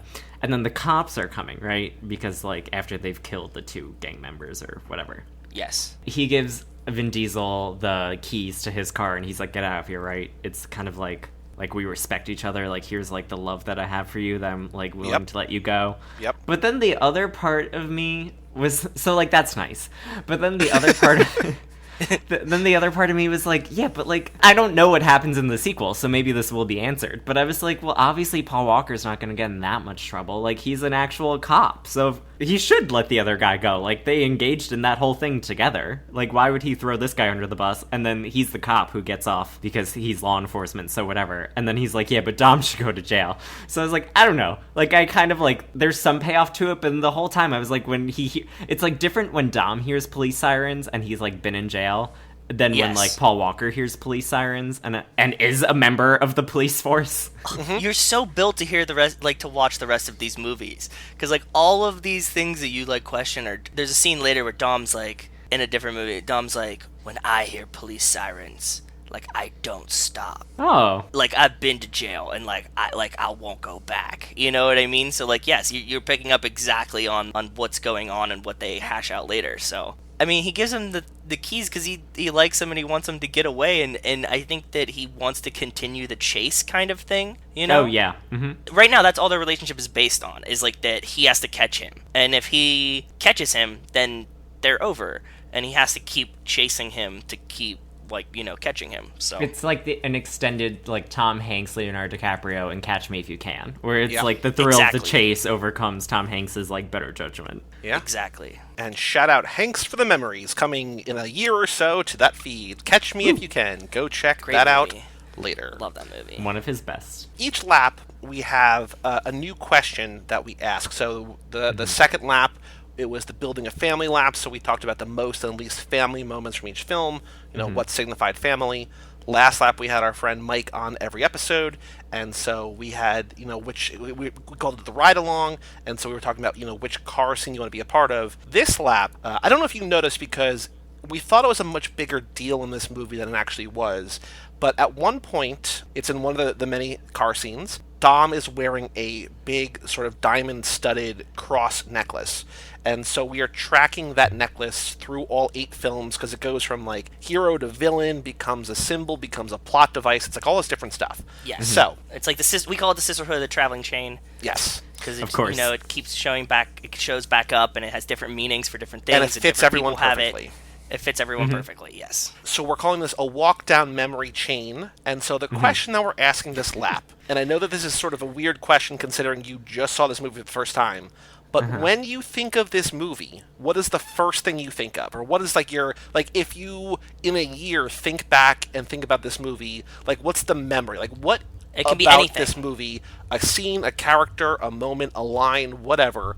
What's your the first cat thing that comes to over your water head? In front of you, doesn't matter. Yep. What's the first thing that comes to your head when you think about the Fast and the Furious? This one movie. God. This is like a Rorschach test or something. Yeah. Where I'm like staring at this like ink blob and I'm like, Okay, exactly. What comes to my mind... Ooh, I actually have an answer, because this is like I was telling Walter about watching the movie, and I was like, my biggest takeaway was this, and this is what I will remember, is how blue Paul Walker's eyes are. Yeah. Yes! They're so The blue. bluest blue eyes. It's like Paul Newman. I don't know It's if you know this crazy. about us, but Joe and I had and we just did a new episode, an entire Zac Efron podcast, and we talked about his bluest of blue eyes. So we would read the IMDb trivia that like people write in because it's always like all this random shit. Yeah. And one of the facts was, well, what fucking movie was it? I want to say it was either the one with Piper or it was the one with Amanda it was Crew Dead. from Silicon It was Valley Ghost Girl. Brother. It was Dead Ghost So Brother. Silicon Valley Girl, yeah. That was, oh god, what was that movie? Charlie St. Cloud. Charlie St. Cloud. And like somebody we're just assuming it's like a teen girl wrote in. Hold on, let me see if I can find the exact. No, I know it. It's like Okay, go ahead. verbatim. It was just like in this movie, Zac Efron has the bluest blue eyes, and that was the trivia fact on IMDb. So whenever we like bring up bluest blue eyes, like 26 of 42 found this interesting. Zac Efron's eyes look more blue in this movie than his previous movies. You can see more dark blue in his eyes. yeah. Is trivia Wow. on IMDb, and we were like, Kind of useful trivia. it's not wrong. It's Yeah. not wrong. Yeah, she's got it right. So we have been sort of smitten with blue-eyed movie hunks since then for both Paul Walker and Zac Efron, and also to a certain extent. Although I don't know, does Gosling have blue eyes? I don't know. I don't know. I think so. But at least Paul Walker and Zac Efron. So Maybe he has like greenish eyes. I'm so glad that you that's your big takeaway from this, because that is Yeah. it means more to us than you can possibly know. Yeah, you have no idea how deeply that resonated. So Yeah, no, I mean, just like looking at him, I was like, whoa, this is like almost distracting. yeah, there's some scenes that they like, and I think it's like the color tones that they shoot it in, Yeah. that his eyes are just like really piercing, because like the whole background will be like an orange or something like Yeah. that, because they're in California, and then he's just like blue. So yeah. Joe, what about you? What's your memory chain? What do you remember most when you think of the Fast and Furious? What do you think of? The first movie, I think of cable boxes that were hacked to let you steal cable. Oh, okay, yeah. That's what I think of, because that's the first I saw it on stolen cable when I was a child. So I remember the cable box with like just the 2-digit numbers, and the remote. It was like that nice rectangle, and everybody had the same cable box and the same remote. That's what I remember of this movie. I love it. Yeah. So it doesn't really have anything to do with the movie. It's just sort of No. the experience of the movie itself. Yeah, like if I could put one of those up next to my TV while I watch the movie, I think I'd get a much better viewing experience for me. If you spent $220 on that TV on eBay, maybe they would throw in that cable box and that remote. True, very, very true. Maybe they would. Can I just say that like the plot of this movie is that they're trying to like rob a Radio Shack, and that's what they're trying to do, and I'm like, wait, I hope the heists get like a little bit more interesting than just your local electronics store is having its like TV stolen. Yeah. Oh, it gets Because it's also we just, scale like, up pretty quick. It's so funny that it's literally this like out and out like gang war, like the truckers all have shotguns now, and it's literally to protect literal TVs and like DVD players. And I was like, wait, what? I was like, I feel like there has to be something like slightly more valuable before you're like, I'm going to kill a man over this. Well, we go from TVs and DVD players to like saving the universe real quick in these movies. Like in Okay, this well that's franchise. better. Yeah. I mean, like not the universe, but it's like the world. Like, you know what I mean? Like you go from like TVs, DVD players to like huge like nuclear weapon codes and stuff like that pretty quick. So I mean, I can only imagine how dramatic they get, because like if this is how much they cared about like VCRs, I can only imagine how much they care about like actual nuclear weapons. Oh, yeah. yes. If you do want to continue, I have two places to go either from here. So either continue to watch them in order and just go to the second one, or jump ahead and watch 5. Because 5 that's is the the first turning one that I point. came in on, Yes. and I feel like 5 is the one where it really transcends to become like an amazing action movie. 4 is kind of like a reboot of the franchise, but if you have any interest at all, and if you don't, that's totally fine. Carol is always out there for you to watch if you want to watch Yeah. Carol again. Especially tonight, Especially Kate Blanchett's tonight. birthday. 5 is sort of like this, that you can just sort of, like, that's where The Rock enters the franchise. Yes. And it's this whole new, like, it's the characters that you kind of sort of need to know, but at the same time, it's this, like, transcendent, sort of bigger than the story kind of movie. And so, Also, if it's you the want Italian to Job watch, 2. yes. It's the continuation to it's the sequel to the Italian Job replaced with Fast and the Furious characters. Yeah. Oh my god, I never saw the Italian Job. The Mark Wahlberg one? Yes. Yeah, I never saw The that. Charlize Theron one, excuse me. Wait, is Charlize Theron in these movies, or did I make that up? She's in the 8th one. Oh, okay. Because I was kind of expecting her to pop up, and then she didn't. And I was like, what? Isn't Charlize here? Just in No. one. If she was in Just all of in them, I the would eighth love one. that. Oh, man. In Thor Ragnarok, Yes. your favorite, Cate Blanchett, shows up. Mm-hmm. I feel like it's not out of the realm of possibility for Cate Blanchett to show up in these movies, because in 8, Helen Mirren shows up. So, like, you might be sucked into this universe again, sort of against your will, just because of her appearance in this movie. Like, I could totally see any actor, Keanu Reeves is rumored now, Cate Blanchett, whoever, could just show up. So there might be these movies again in your future anyway, just by Cate Blanchett alone. Yeah, I mean, girls gotta eat, you know? You gotta, Amen. Get you the bag. gotta that's what pay we say those every bills. time. No such thing as a free lunch. No, amen. So I think the thing that I remember most, and I think this is because it's a iconic shot, Shout out Brian, of High School Slumber Party. But also I think because at the end of 7, when they do that like sort of farewell to Paul, this shot is in there too. I just have my memory burned into my brain the cars jumping the railroad track, bursting through the railroad sign, and just the wood splintering, the train going by in the background. Like that's just like that one shot in my brain, I think is what sums up this movie. Most associate this movie with. Because that's also, like we were saying earlier, what Michael was talking about earlier, when Brian gives Dom the keys and just lets him go, because that is sort of the one last ride sort of together, and then the beginning of a beautiful friendship. So I think that's what sticks out to me the most in this movie. It's a good one. I think we stretched the whole gambit here. We got a little bit of everything with that. Michael, do you have a particular favorite character? You're sort of singing the praises of Mia, but you don't love her entirely. Is there a character here that you like most, more than anybody else? I mean, who's the guy that I found really attractive? Wait, Ricky Yoon? He plays Johnny Tran? Oh, okay. Ooh, yeah. Boy, do we have some fan fiction for you. Yeah, I just thought he was, like, attractive, so I was kind of into him in terms of, like, a more superficial level. But, like, I didn't love the story that he was involved in. But if I had to choose, like, a favorite character, I think I kind of liked Michelle Rodriguez the most. Okay. Yeah, Letty's pretty badass. It just felt like she had a lot of, like, she didn't have as much to do in this movie as I assume she will over the course of, like, 7 or 8 movies. You would be surprised. Oh, that's kind of a bummer, because I felt like her character was, like, kind of fun. Like, I was like, ooh, I feel like she's, like, giving me some, like... Depends on the movie, man. Backstory. Sometimes she has a lot to do, sometimes she... Doesn't. Yeah. Then they criminally underuse her, because I thought that she was interesting in this. And I was like, oh, I'm excited to see where this Letty thing goes. And it doesn't totally go that many places, at least in this movie, but I thought that she was an interesting character. And I think that the performance is what drew me in more than necessarily, like, the writing of the character. You like the sniff skanks? Yeah, I know. There were moments like that when I was like, oh my god, literally, what's happening? But I was also kind of like, we do stand Michelle Rodriguez, so here we are.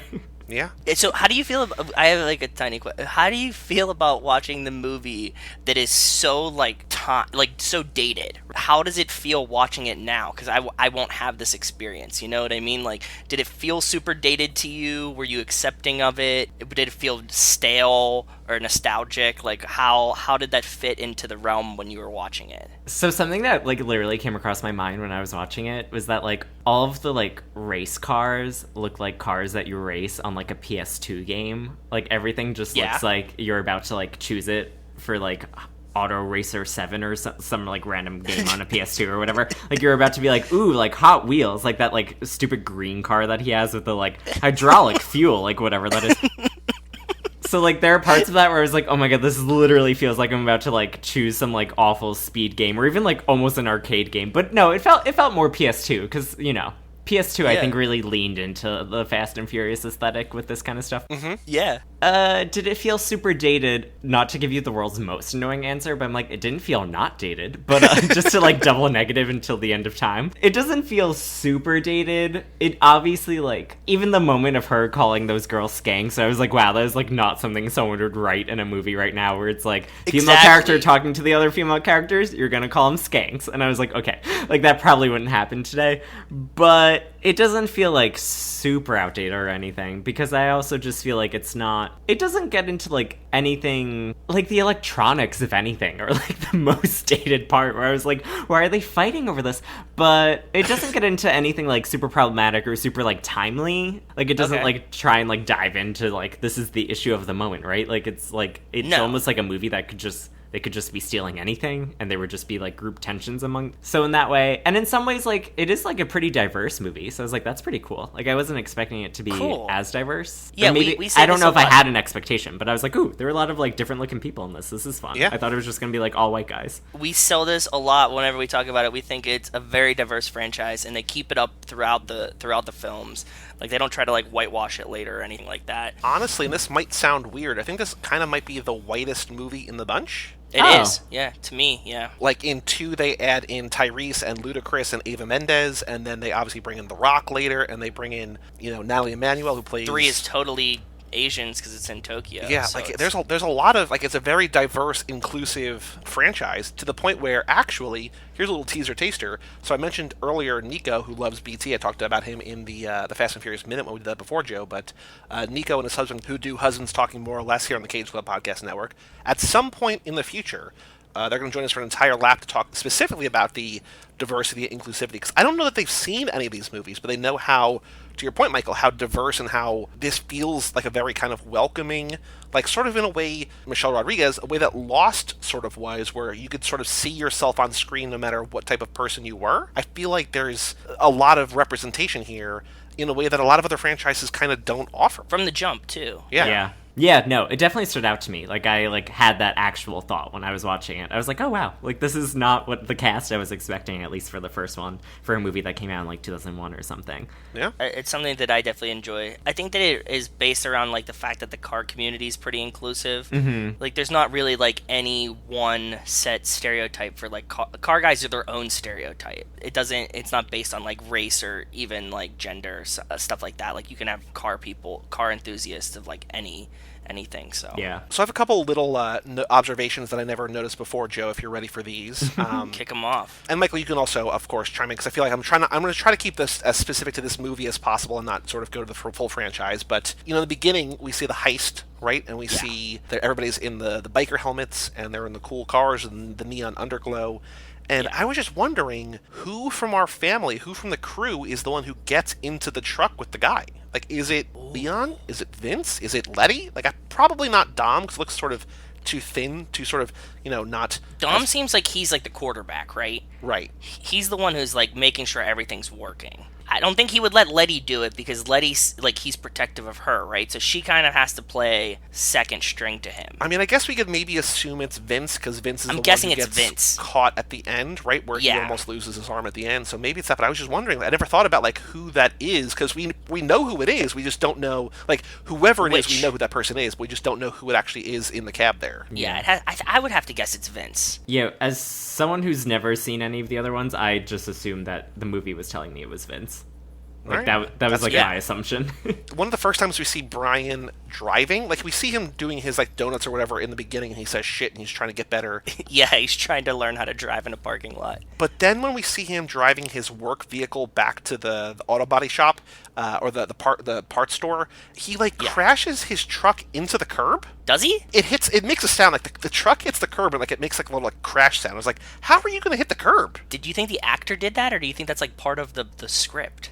I don't know. Either way, I think if it wasn't part of the script, I don't know, because he's in sort of a huff when he comes in there, he's all worked up, so maybe that's it.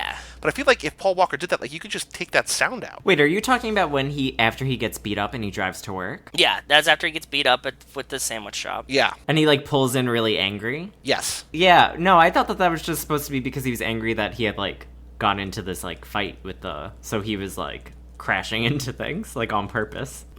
I distinctly remember watching that because I was like, oh no, we're not that far into this movie, I'm already getting anxious about all these cars hitting into things. Okay. It stood out. I was like, oh my god, it's gonna be a long one. And we've talked about this before to a certain extent, but I like that there is a Ja Rule song playing behind Ja Rule speaking. Yes. The fact that he's in this movie is so funny.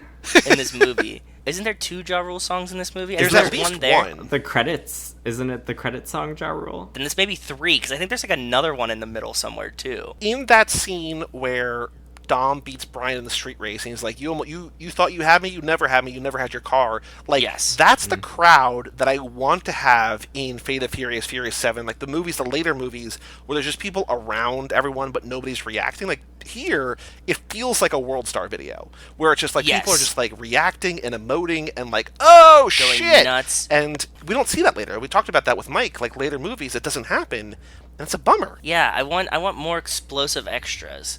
Like, I want extras that really are excited to be there and, like, want to be seen in the movie. Like, the scene in Havana where, like, they win and, like, everybody's silent and everybody's quiet and nobody's, like, jumping around and stuff. I absolutely agree with you. Yeah. I wish they were more explosive like this. I have one.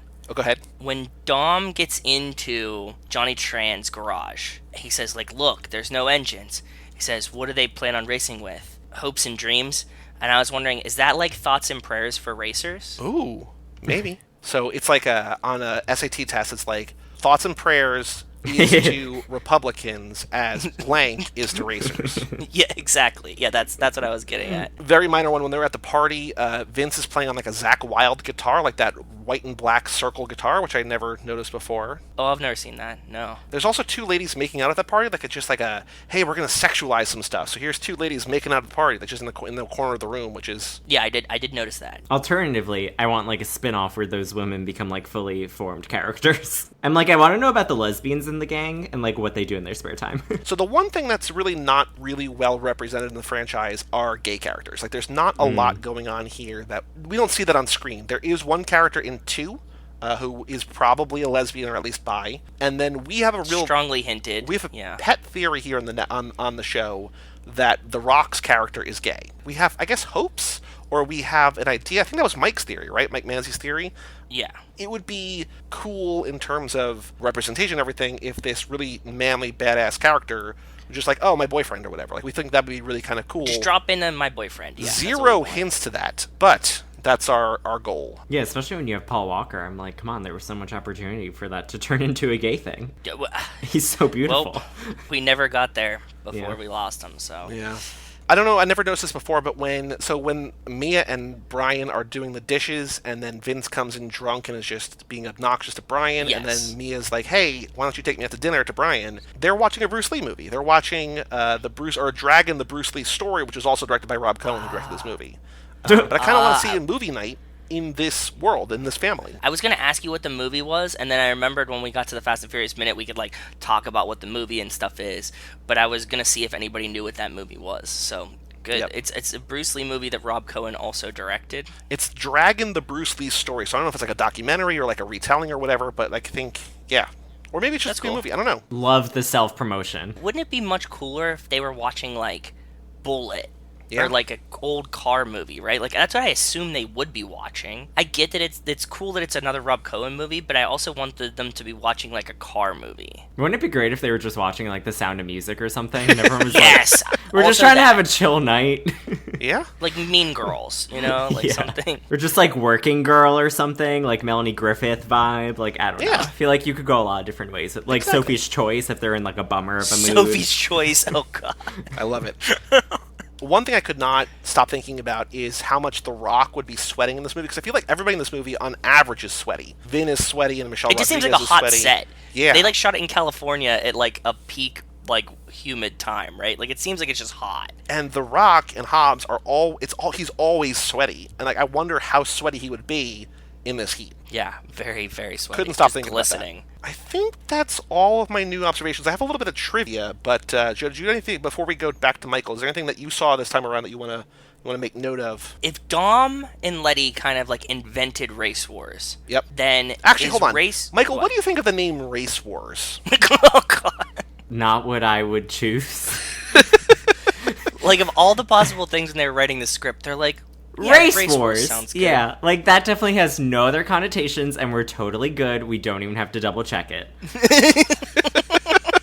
Yeah, I don't know. I don't know what they were thinking, but you know, it is what it is, folks. It stayed. It lasted. I can't wait for like a plot point in a future movie to be like, there's a lot of outrage about Race Wars. We actually had to change it because we were canceled on Twitter. Spoiler: Race Wars comes back No one has a problem with it.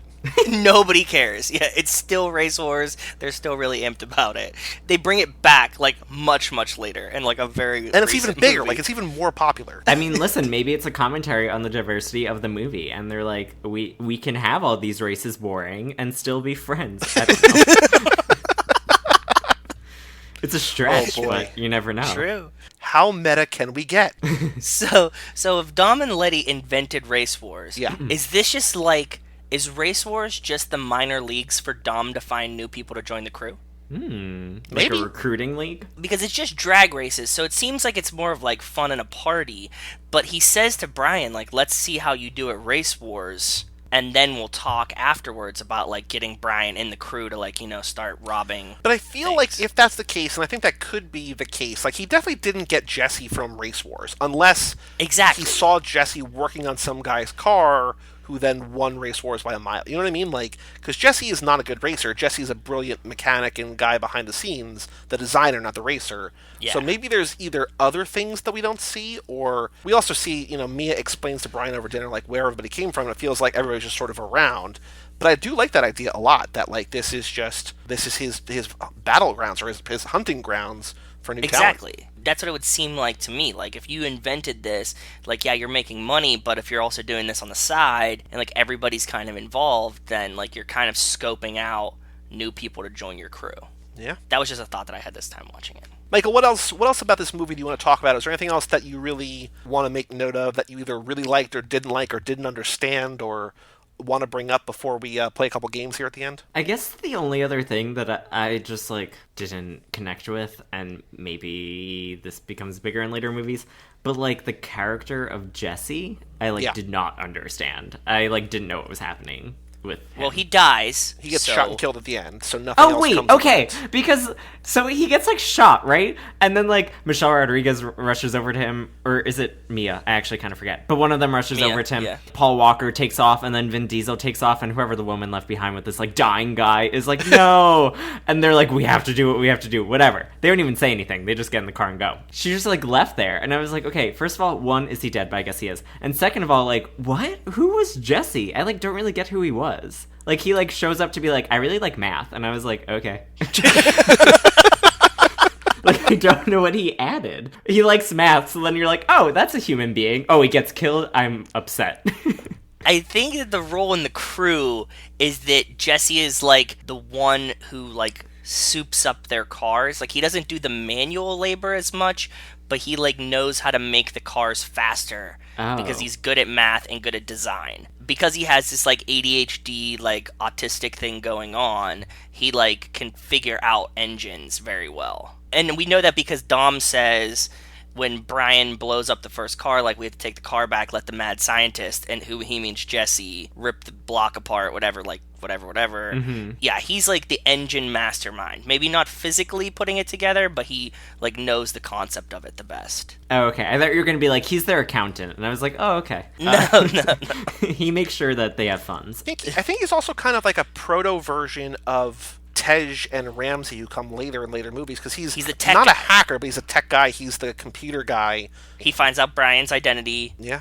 Right, like, he runs Brian's ID and finds out, although it's fake, that Brian did fake jail time. Yeah. And he's like, he could find anything on the internet type thing. Yeah. That actor also just reminded me so much of, like, Giovanni Ribisi. Yes. Did you think it was him because of Gone in 60 Seconds, or did you just think it was him? I've never seen Gone in 60 Seconds, so definitely wasn't. I would have been very surprised if you had seen Gone in 60 Seconds. He plays this exact role in a car movie. Yep. That came out the Like, year he before. plays the Jesse role. Giovanni Ribisi plays the Jesse role that came out 1 year before Yeah. in, like, very similar movie. So, yeah. Any other thoughts, any other questions about these characters? And actually, and then if not, I have one question for you. No, I think that now that we cleared up, like, Jesse's scheme, Yep. like, role in the scheme of things, albeit for literally one movie because it gets shot at the end. Now that we've cleared that up, I'm good to move on. Mike and I just did a Cage Club Revisited for Gone in 60 Seconds, which is going to come out in early June, so look for that in a couple weeks. Damn. There's a lot of similarities, obviously, between the two movies because they're both set around the same time, similar topics, similar inspiration, all this different stuff. The movie studio, Universal, told producers they would greenlight this movie immediately if they cast Timothy Olyphant in the role of Dom. We had read or we had heard that Timothy Olyphant was supposed to be in these movies. Mike and I were talking about this on the episode. We were assuming that he was going to be playing Brian, but no, they wanted him as Dom because he just came off playing a cop in Gone in 60 Seconds, and they wanted him in this, and he said no, and then they cast Vin Diesel and the movie got made anyway. But I love Timothy Olyphant. You know, I love Justified. I love Santa Clarita Diet. I don't love Deadwood, but I love him on Deadwood. I forgot that he was the other cop in... Him and Delroy Lindo, yeah. Oh, fuck. What is it? And She Can Be Mean, right? Yeah. That's him. But I don't know that he works in this role. What do you guys think? Do you think that he works as Dom? No. Neither Dom nor Brian. Well, I could see maybe Brian more. But I think Dom, Brian I can see Brian more, I agree. Yeah. But I don't think it works. Now I'm so into Paul Walker. There's a few other people I could see it being besides Paul Walker. He's not heartthrobby enough to be Brian for me, and he's not buff and tough enough to be Dom either. Right. I think in a lot of the characters, like in Deadwood as He Seth could be Bullock, Vince. and as Raylan, and as, well, I think in all of them he's sort of like a kind of by the books, like he sort of plays by his own rules, but he's also like by the books kind of guy. I can sort of see him in the archetype of Brian. I don't know that he works as like the undercover guy, but I don't know, maybe, who knows? Yeah, I could see him more as like a Vince or a Leon, like one of the other members of the crew, you know? Yeah. Like not Dom or Brian. There was an alternate ending called More Than Furious that was filmed where Tanner drops Brian off at the Toretto home. I don't know if we ever talked about this because this doesn't sound familiar to me. And Brian sees Mia packing, intending to move away. Brian reveals that he resigned from the LAPD who let him go quietly and that he wants another chance with her. When Mia tells him it's not going to be that simple, Brian tells her he's got time, which, nothing but time. Nothing but time. Yeah. And this ending was released in the collection bundled DVD version. So I don't know if it was like a bonus feature. I don't know if it's on the discs that we have. I was also thinking for a future lap, you know, this lap we're doing Turbocharged and we're doing the Los Bandoleros, so I feel like on a future lap we do have to do the deleted scenes and stuff. Amen. So we'll find that at some point, but that's a kind of a wildly different ending. Very, very different. I don't know how it would work. It kind of boxes them in for the later films too, right? Yeah. Like I like the more open ending. It let them have more play later. So. And the only other thing that I found out about this movie, that I learned about this movie, is that there was a second soundtrack. There was the original soundtrack. There's also something called More Fast and Furious, which has both sort of instrumental score sort of stuff, like the BT stuff, but also just more songs. So I found that on the Wikipedia page. So that is news to me. So I've got more songs to use in the closing episode. Which is awesome. So now, Michael, a very important question for you before we play a couple games. Will you, at any point in your future, watch another Fast and Furious movie? You know, it's a tricky question because you never You can know be honest. when someone's going to say, hey, do you want to be on a podcast? And you know what? I'll do anything for a podcast. But so never say never. Would I independently watch it? No. Okay. So your podcast, which we'll talk about at the end when we do our little plugs and stuff, but your podcast takes an actress at a time and sees what other movies were up against that actress's movie in the year that she was nominated for Best Actress. And so maybe in the future, Michelle Rodriguez is nominated for Best Actress for Fast and Furious 12, and you know, is Or up Avatar against, 17. Yeah, and Avatar 17. Yeah. maybe for your own podcast, you'll be. Who knows? Aren't they releasing like a new Avatar like every year for the next 6 years or something? We will never not have Avatar. It got delayed, but then they're releasing them like 1 year, 2 years, 3. Like they're releasing them year after year after year, right? I think it alternates with Star Wars. So like 2021 is going to be an Avatar, 2022 is going to be a Star Wars, 2023 is Avatar 3, I think, and then 2024 is more Star Wars. So. Makes Which sense. I love because people will always have something to complain about because, you know, why does the internet exist other than to get mad at movies that you can just, hey, just don't go watch them. Just don't I see know the my movies. Twitter stock is going way up, so I'm thrilled. When we started the podcast, we found a quiz on Zimbio.com, which was essentially a BuzzFeed-style quiz. Which Fast and Furious character are you? J14. I Ooh. prefer to understand it as like a J14 style. So we quiz. did that for basically a lap and a half, and we realized we can do this better. And so we're still kind of working the kinks that we're still making things better. But we've created our own quiz which Fast and Furious character are you? So you probably only know about a quarter of these characters, but we're still Okay. going to play the quiz because the questions don't have anything to do with the movies. They're just sort of themed They're just to the movies. your answers. And we're going to find out who you are. And if it's a character that you don't know, it's more incentive for you to watch future movies. Sure. Cool. Yeah, So are good you point. ready to take this very important, very telling quiz? I'm definitely gonna get like the lesbians making out at the party. Like, Oh man, if they were a No, character, no, so we've done 20 characters, but we did not go that in depth. But oh, okay. all right. Yeah. So question number 1, Michael, how fast are you? Each question has 6 answers: NASCAR, roller coaster, Lamborghini Murcielago, Toyota Prius, Vespa, or Razor scooter. I'm gonna go with Prius. Okay. I like to be environmentally conscious as I go not very fast. Perfect. Okay, great answer. Wonderful That's the way to do justification. it. Question number 2, how furious are you? Are you the Hulk, Kylo Ren, Christian Bale on that one movie set that one time, Mel Gibson, Charlie Ooh. Brown, or Jack McBrayer? Wait, Jack McBrayer like Kenneth Yeah. from 30 Rock? Yeah. I'm gonna go with Kylo Ren because I think Wow. I do a pretty good job of keeping it under the surface, but sometimes it comes out. Okay. You and Mike Mansky. I guess it's just the name Mike that you both seem like such Deep. kind, genial people, and you're both harboring a fury underneath that like we just rarely see. So, Yeah. Ooh. all right, Michael, we're having a barbecue. How are you helping? Are you manning the grill? Are you saying grace? Are you kicking back with a beer? Are you babysitting? Are you being the entertainment, or are you sneaking a snack? That's a really good question. I think I may have eluded your quiz. Because I think the actual answer is just like, I'm just like an object that's like there and isn't being productive, but Okay. also like... So I'm trying to figure... Like, I'm not doing anything socially productive, right? Like, I'm not babysitting. I'm definitely not in charge of the grill. Like, entertainment? Like, am I the entertainment? I'm not a clown. I'm gonna go with, I'll have a snack. Okay. But like, yeah, Fair. I'll have a Yeah. snack. All right, you've got time to kill. What are you doing? Are you grabbing a bite? Are you working on your car? Are you hanging out with friends? Are you drinking a beer? Are you working out? Or are you doing some work on your computer? One of my issues with this is that it keeps saying beer, and I'm like, if you change that to wine, I would have better answers. All right, we could do drinking a drink. No, I'm working on my computer. Okay. Like, I'm probably doing some stupid thing on my computer, All right. as opposed to any of the other real ones. I'm definitely not working on my car. As like a fun fact, I'm going to Long Island for the summer and stuff, and my dad was like, I'm gonna have to re-give you driving lessons because you literally don't know how to drive. And I was like, yeah, that's totally fair. I've been in Manhattan far too long, and I don't know how to drive a car anymore. Oh man. I'm 25. That's awesome. Anyway. All right, Michael, describe your wedding. I'm never getting married. It's just me and my partner. It's us and our families. It's a backyard country affair. Everyone I know is there. I don't remember. Oh my god, what did Walter say to this? I don't know if he did this quiz. This might have been. I don't think he did this one. I think we invented it this after after him. he took the. Because whenever he comes back, we'll have to do this because I don't remember what he said. Okay, good. Because I was like, imagine if we have different answers. That's going to be an awkward conversation. What if you're just like, I don't remember. What was the one about, like, backyard? It's What a was that? backyard country affair. What's, like, country affair mean? Like, I don't want it to be, like, I think it's just like like a cowboy-themed. low key, like not something super fancy, just sort of like a backyard wedding. Okay, so it doesn't have to be, like, Red Dead Redemption or something. No, where I I'm don't think like, so. No, Okay. no. It's not like that kind of Yeehaw! country They're themed. just what is it like? What's it? Horses in the back just playing on loop. You know? Like, I don't want any Casey Musgraves at my wedding. But, I'm gonna well, go... you're wrong there, but I appreciate your your choice. But Oh my god, the yeehaw bitch.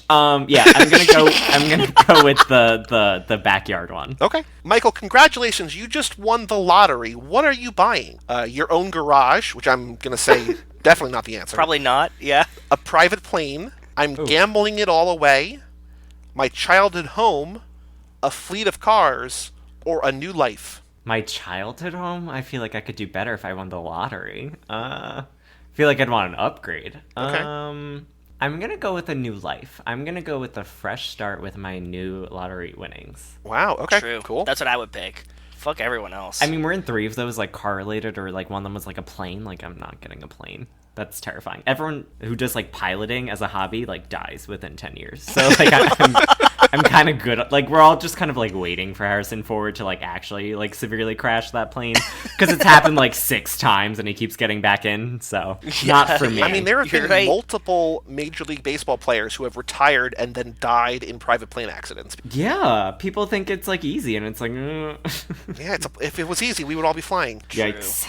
All right, Michael, final question, and I'm sorry that wine is not an answer, but Oh, what is okay. your drink of choice? Belgian ale, Corona, something fruity, water, whatever's cheapest, or whatever you're having? Oh my god, that's so funny. Mine's definitely not whatever you're having because I'm way too high maintenance. It's fair. I'm definitely not, like, I'm a chill person. Like, I'm not like other girls. Like, I, like, do whatever. Like, no.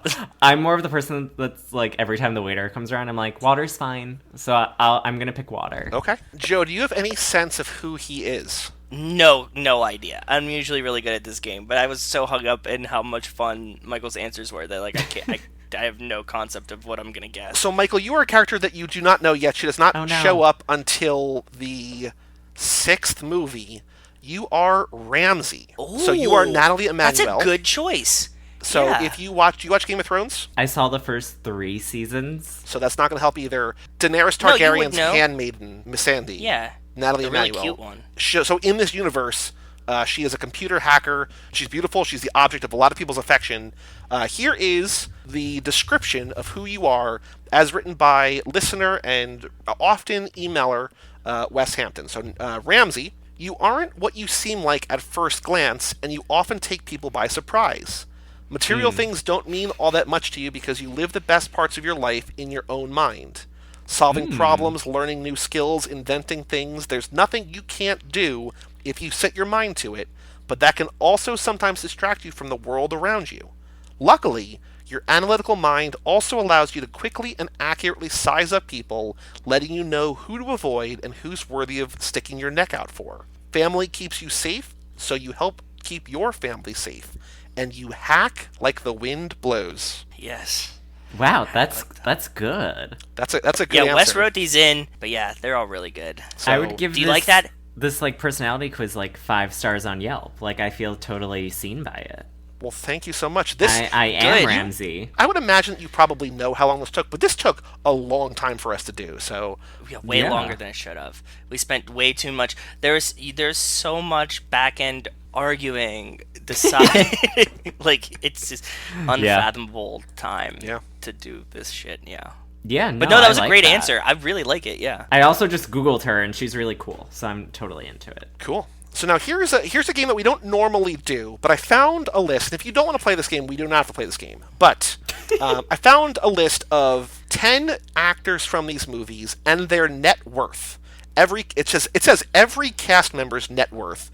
There's not every cast member. There's 10 of them here. Yeah, there's so many more cast Oh my members. god, is Ja Rule in there? Let's see here. So I'll let you know who they are because they're not in any. They're not quite in order, but they're sort of in order. So I want to make sure that they're in a different order. So here are the 10 people on this list who are all in these movies eventually. So we have Charlize Theron, we have Dwayne "The Rock" Johnson, Yeah. Gal Gadot, Yes. Jason Statham, Jordana Okay. Brewster, Kurt Russell, Ludacris, Michelle Rodriguez, Tyrese Gibson, and Vin Diesel. Okay. So let me put these all. I'm gonna put these in Discord so you guys take a look at them. Okay. Yeah, please. Oh, And I want you to sort of work together to figure I out. think I got I think some of think them are top- easy and some of them are hard. We're gonna see how you wind up. top one. Got to be The Rock Johnson, right?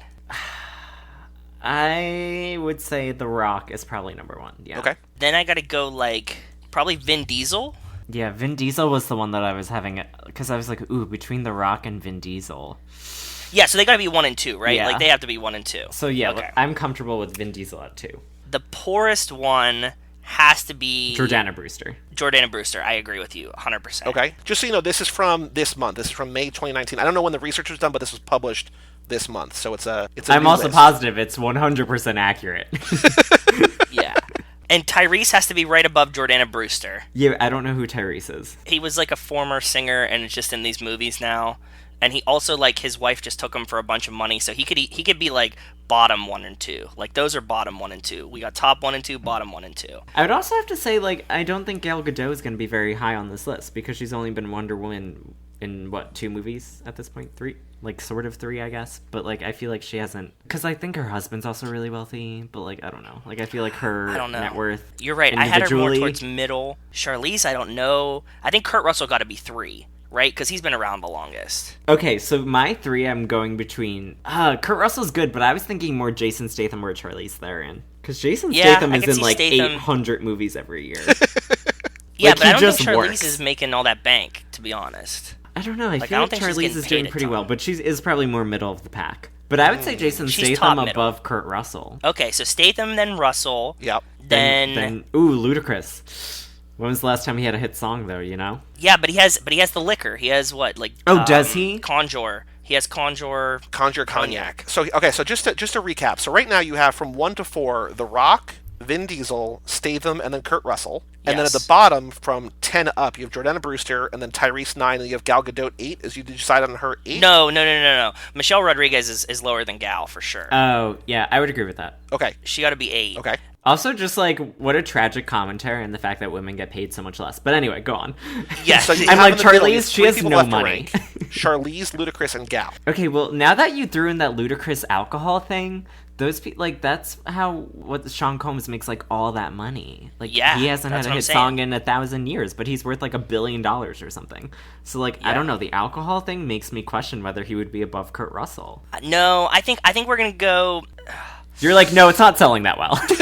No, it's not. It's not that popular. So I'm saying Charlize, then Ludacris, Okay, and then who do we got left? I think that then Gal? might be it. You have Charlize and Ludacris, then Gal. So here's your list, and see if you want to lock this in. So number 1, Okay. from 1 to 10, Dwayne Johnson, Vin Diesel, Jason Statham, Kurt Russell, Charlize Theron, Ludacris, Gal Gadot, Michelle Rodriguez, Tyrese Gibson, Jordana Brewster. No, I put Gal above Ludacris. I think that Really? Wonder Woman money was good. Yeah. I don't know, was it that good? Because wasn't there that article where she got, like $2 million for Wonder Woman, but it was like, don't worry, she got a raise for, like, Wonder Woman 2. Now she's getting, like, $10 million or something, and I was like, that still doesn't seem like a lot of money. That's still not that much. Yeah. I just remember it Oh, not okay, being, like, so- a lot. So Ludacris and then Gal, or Gal then Ludacris? Who's higher? I think Ludacris Ludacris. above Gal. He's Okay. also just Yeah, been in the Ludacris. game for, like, a very long time. All right. True. Yeah. So final answer? Final answer. Final Yeah. All right. answer. So starting at the top, because I feel like the top is where there's less surprises. Dwayne "The Rock" Johnson, number 1 is number 1. 280 million, True. correct. Cool. Nice. Number 2, Vin Diesel, $200 million, still number 2. You are correct there as well. Good job. Nice. Okay. Cool. Jason Statham, you had number 3, net worth $50 million, incorrect. Actually, number 5. Oh. Okay. 3 to 5. Could be worse. Number 4, you have Kurt Russell, $70 million. He is number 4, $70 million. Oh. Okay. Cool. Number 5, you had Charlize Theron, $130 million. She is actually number 3. So you so far have the top 5 right if you swap Statham and Charlize. I believed That's in pretty Charlize good. Theron for the record. You did. No, you did. I didn't think she was making all that money. I know she does a ton of movies, but you know what I didn't factor in? Fucking Mad Max Fury Road. That was Yeah. it. Well, so she got paid. I remember the only thing I think she was one of the first, I want to say, or one of the first. I don't think she was the first, but to make $20 million, I think, for a movie. But she also got paid $10 million for that second Snow White movie Yeah, for like the Huntsman thing. 20 minutes of like not even like probably 10 minutes of screen time. Like she She just paid. does a lot of franchise work, which I feel like is helpful. True. Very true. Yeah. She'll show up in any franchise. Number 6, you had Ludacris, $25 million. He's actually number 7, so you were close there. Oh, okay. Your number 7 was Gal Gadot. This site says $10 million net worth. She's actually tied for last. Damn. Number 8. Poor gal. Number 8, you had Michelle Rodriguez, actual net worth $30 million. So she's actually number 6. So she is a little bit higher than you gave her credit for. It's all Fast and the Furious money. Yeah. That's what this is. And Yeah. those sweet Lost residuals. Season 2, baby. Number 9, you had Tyrese. And this is where it's close. Tyrese is worth $10 million. Jordana Brewster worth 12. So Tyrese and Gal tied for last with $10 million each. Jordana Brewster actually in 8th with $12 million. So you were, for the most part, pretty close. You just had Michelle Rodriguez and Charlize Theron a little bit low. But I think your rationale, your reasoning for all of them, pretty strong. We did pretty good. Yeah, I'm pretty proud of how that went, you know? You guys formed a great team, I think so. and I'm proud of both of you. Thank you. Thank you very much. So now when we have listeners, or we sometimes have listeners send in pictures of cars for Joe to guess. We don't have any of those today. However, there is one more game that we have to play. Oh my god, And you're it's gonna the have to best go game to ever. your- Does Michael know what it Your is? favorite website, twitter.com, is called This Ain't No 10-Second Race, a.k.a. Boy Do We Have a Podcast for You. So now, Michael, the way that we play You this want to game, explain how it goes? Yeah. go to Twitter, find any tweet you want, and what we do is we reply to that as at Cage Club Pod, the Cage Club Podcast Network. I was also thinking, Joe, So that Joey we should does it. probably reply as Too Fast, Too Forever. We should start doing that. We should. We Next will. next time, maybe. But we're going to reply as at Cage Club Pod and just say, boy, do we have a podcast for you. Hashtag 2F2F for the show. Hashtag Fast and Furious. And then link to our show page on cageclub.me. And so the goal of the game is to get the person you're responding to either like the tweet, retweet it, reply to it, or listen and send us an email. And there's points for all of that. So take a couple minutes, see if you can find a tweet on twitter.com. Oh my god, am I in charge of finding it?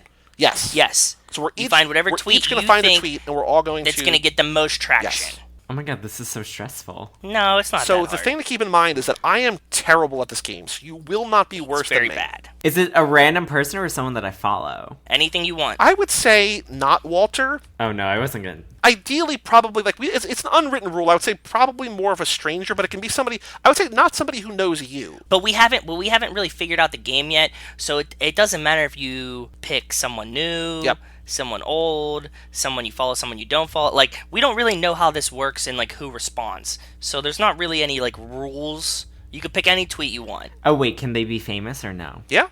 Yeah. So last episode, Joe, in our relap recap, while Michael looks for a tweet, Oh wait, I think I found one. okay. Joe, you found at Roxana Haddadi on Twitter, R.I.P. John Singleton, a man who I think of first and foremost as uncompromising. Every film was undeterredly his vision, even a franchise film like Too Fast, Too Furious. He tapped into something gritty and dynamic and compassionate. Boys in the Hood to poetic justice to Four Brothers. Boy, do we have a podcast for you. Nothing. Damn. However, a little bit of a come up for me. Originally, Scott Stamper said, at Durful McGuffin, John Cena in Fast 9, me likey. At Reverse DJM, Reverse Dar19, John Loves Endgame says, so first, we got Keanu Reeves and Hobbs and Shaw, and now we got Cena up in Fast 9. And then there was a gif of Will Ferrell punching cereal boxes in a supermarket. Boy, do we have a podcast for you. Reverse DJM liked and retweeted my tweet. 6 points. So I get 3 6 points. So I'm up to 8. Joe, you have 15.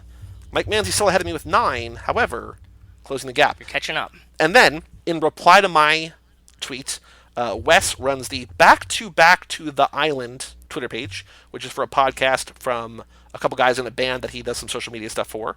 And he says, congrats to whoever picked this one, in parentheses, obviously, this reply doesn't count. Thank you, Wes, for recognizing recognize real, and I appreciate that you know what's going on here. All right, Michael, you found a tweet. Why don't you... so you did 2. Yeah, I gave like a famous option and then a non-famous option. Well, it's up to You gotta pick.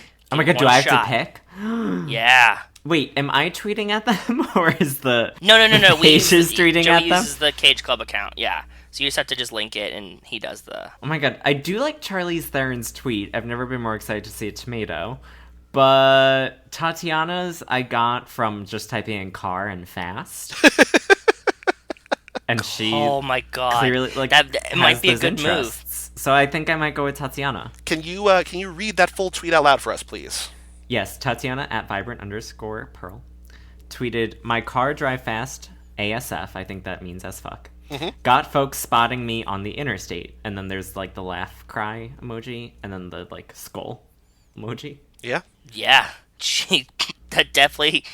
Who knows? Boy, Oh, Joey already sent it. boy, Click the link do in there. we have a podcast for you. We'll see what happens. Oh, perfect. All right, Joe, do you have a tweet yet? Yeah, I was stuck between 2 as well. I'm gonna go with this one. Yang Yang at icy_blath.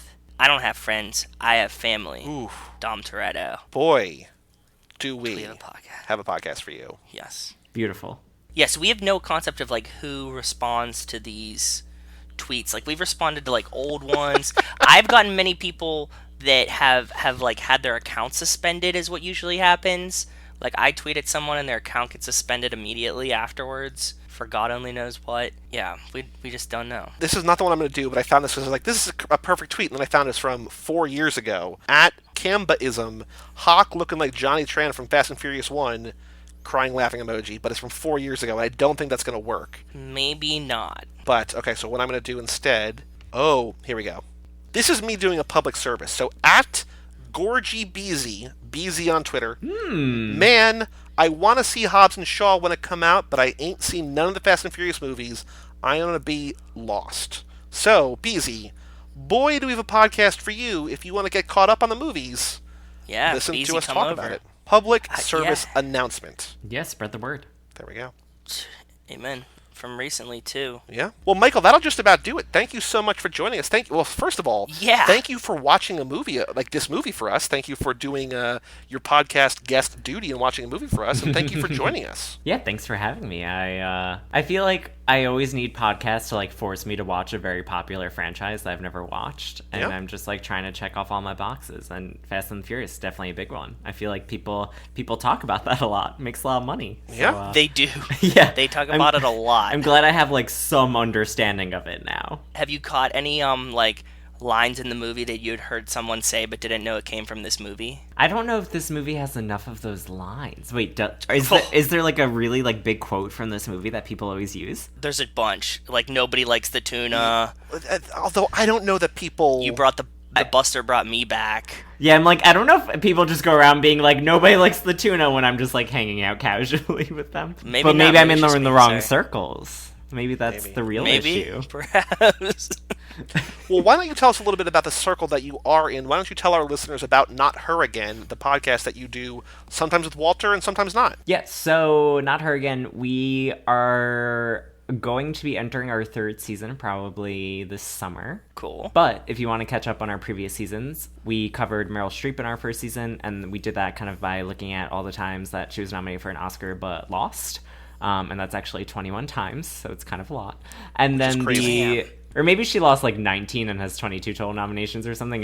It's a ridiculous amount. It's way more than it should be for a single human being. And for Meryl Streep in general, because she's awesome. Yeah. Yale's finest, Meryl Streep. We have pictures of her on the walls up here. Throwing that out there. True American icon. I want her to stab me with her heels. And then our second season, we covered the career of Julia Roberts, who I just personally love.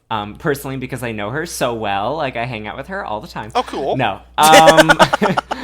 No, but we covered the career of Julia Roberts, and we did that in a slightly different way. We just kind of went through the phases of her career, from, like, rom-coms to winning an Oscar for Erin Brockovich to kind of, like, supporting roles, that kind of thing. And then our upcoming season, I don't think we've announced who it's going to be covering yet. So you want to drop an exclusive here on Too Fast, Too Forever? I think I'm too nervous to do that, just in terms of, like, we have a lot of legwork to do before I'm, like, comfortable being like, we're definitely going to have something in the summer. Can you tell us and then we'll beep it? Because we do have beep technology. Yeah, we have beep technology, so you could tell us just for us and we'll beep it. Oh my god, wait, can I tell you and you beep it and I can give a hint as to who it is? Yeah. Yes, please. That's perfect. So the next season of the podcast will be covering... Oh, okay. Here's the hint for all the listeners. She was never... Oh, hopefully they get this. She was never present to accept her Academy Award. Oh. It's a good hint, too. So, I like it. Yeah, hopefully you have some people plugged into that and they'll figure it out. But, yeah, so that will be our next season, so I'm super excited for that. Here's another hint. And that's that. Listen to Walter on, I think, maybe a Hanks for the Memories, where he might have just told us who you were covering. That might have happened, or it might have been off mic. Funny. I don't remember if it was on mic or off mic. But either way, there's a hint for you. That's so funny, yeah. Or just, like, actually just listen and hear Walter say it, because I probably was like, yeah, that's fine. And now I'm like, ooh, I want to keep it mysterious. Well, that's super cool. And so here's... I don't know if this is a compliment, but I think it might be a compliment. There are very few people... We're not, like, you and I are not very close. Like, we've tweeted back and forth. Like, this is by far the most interaction that you and I have ever had.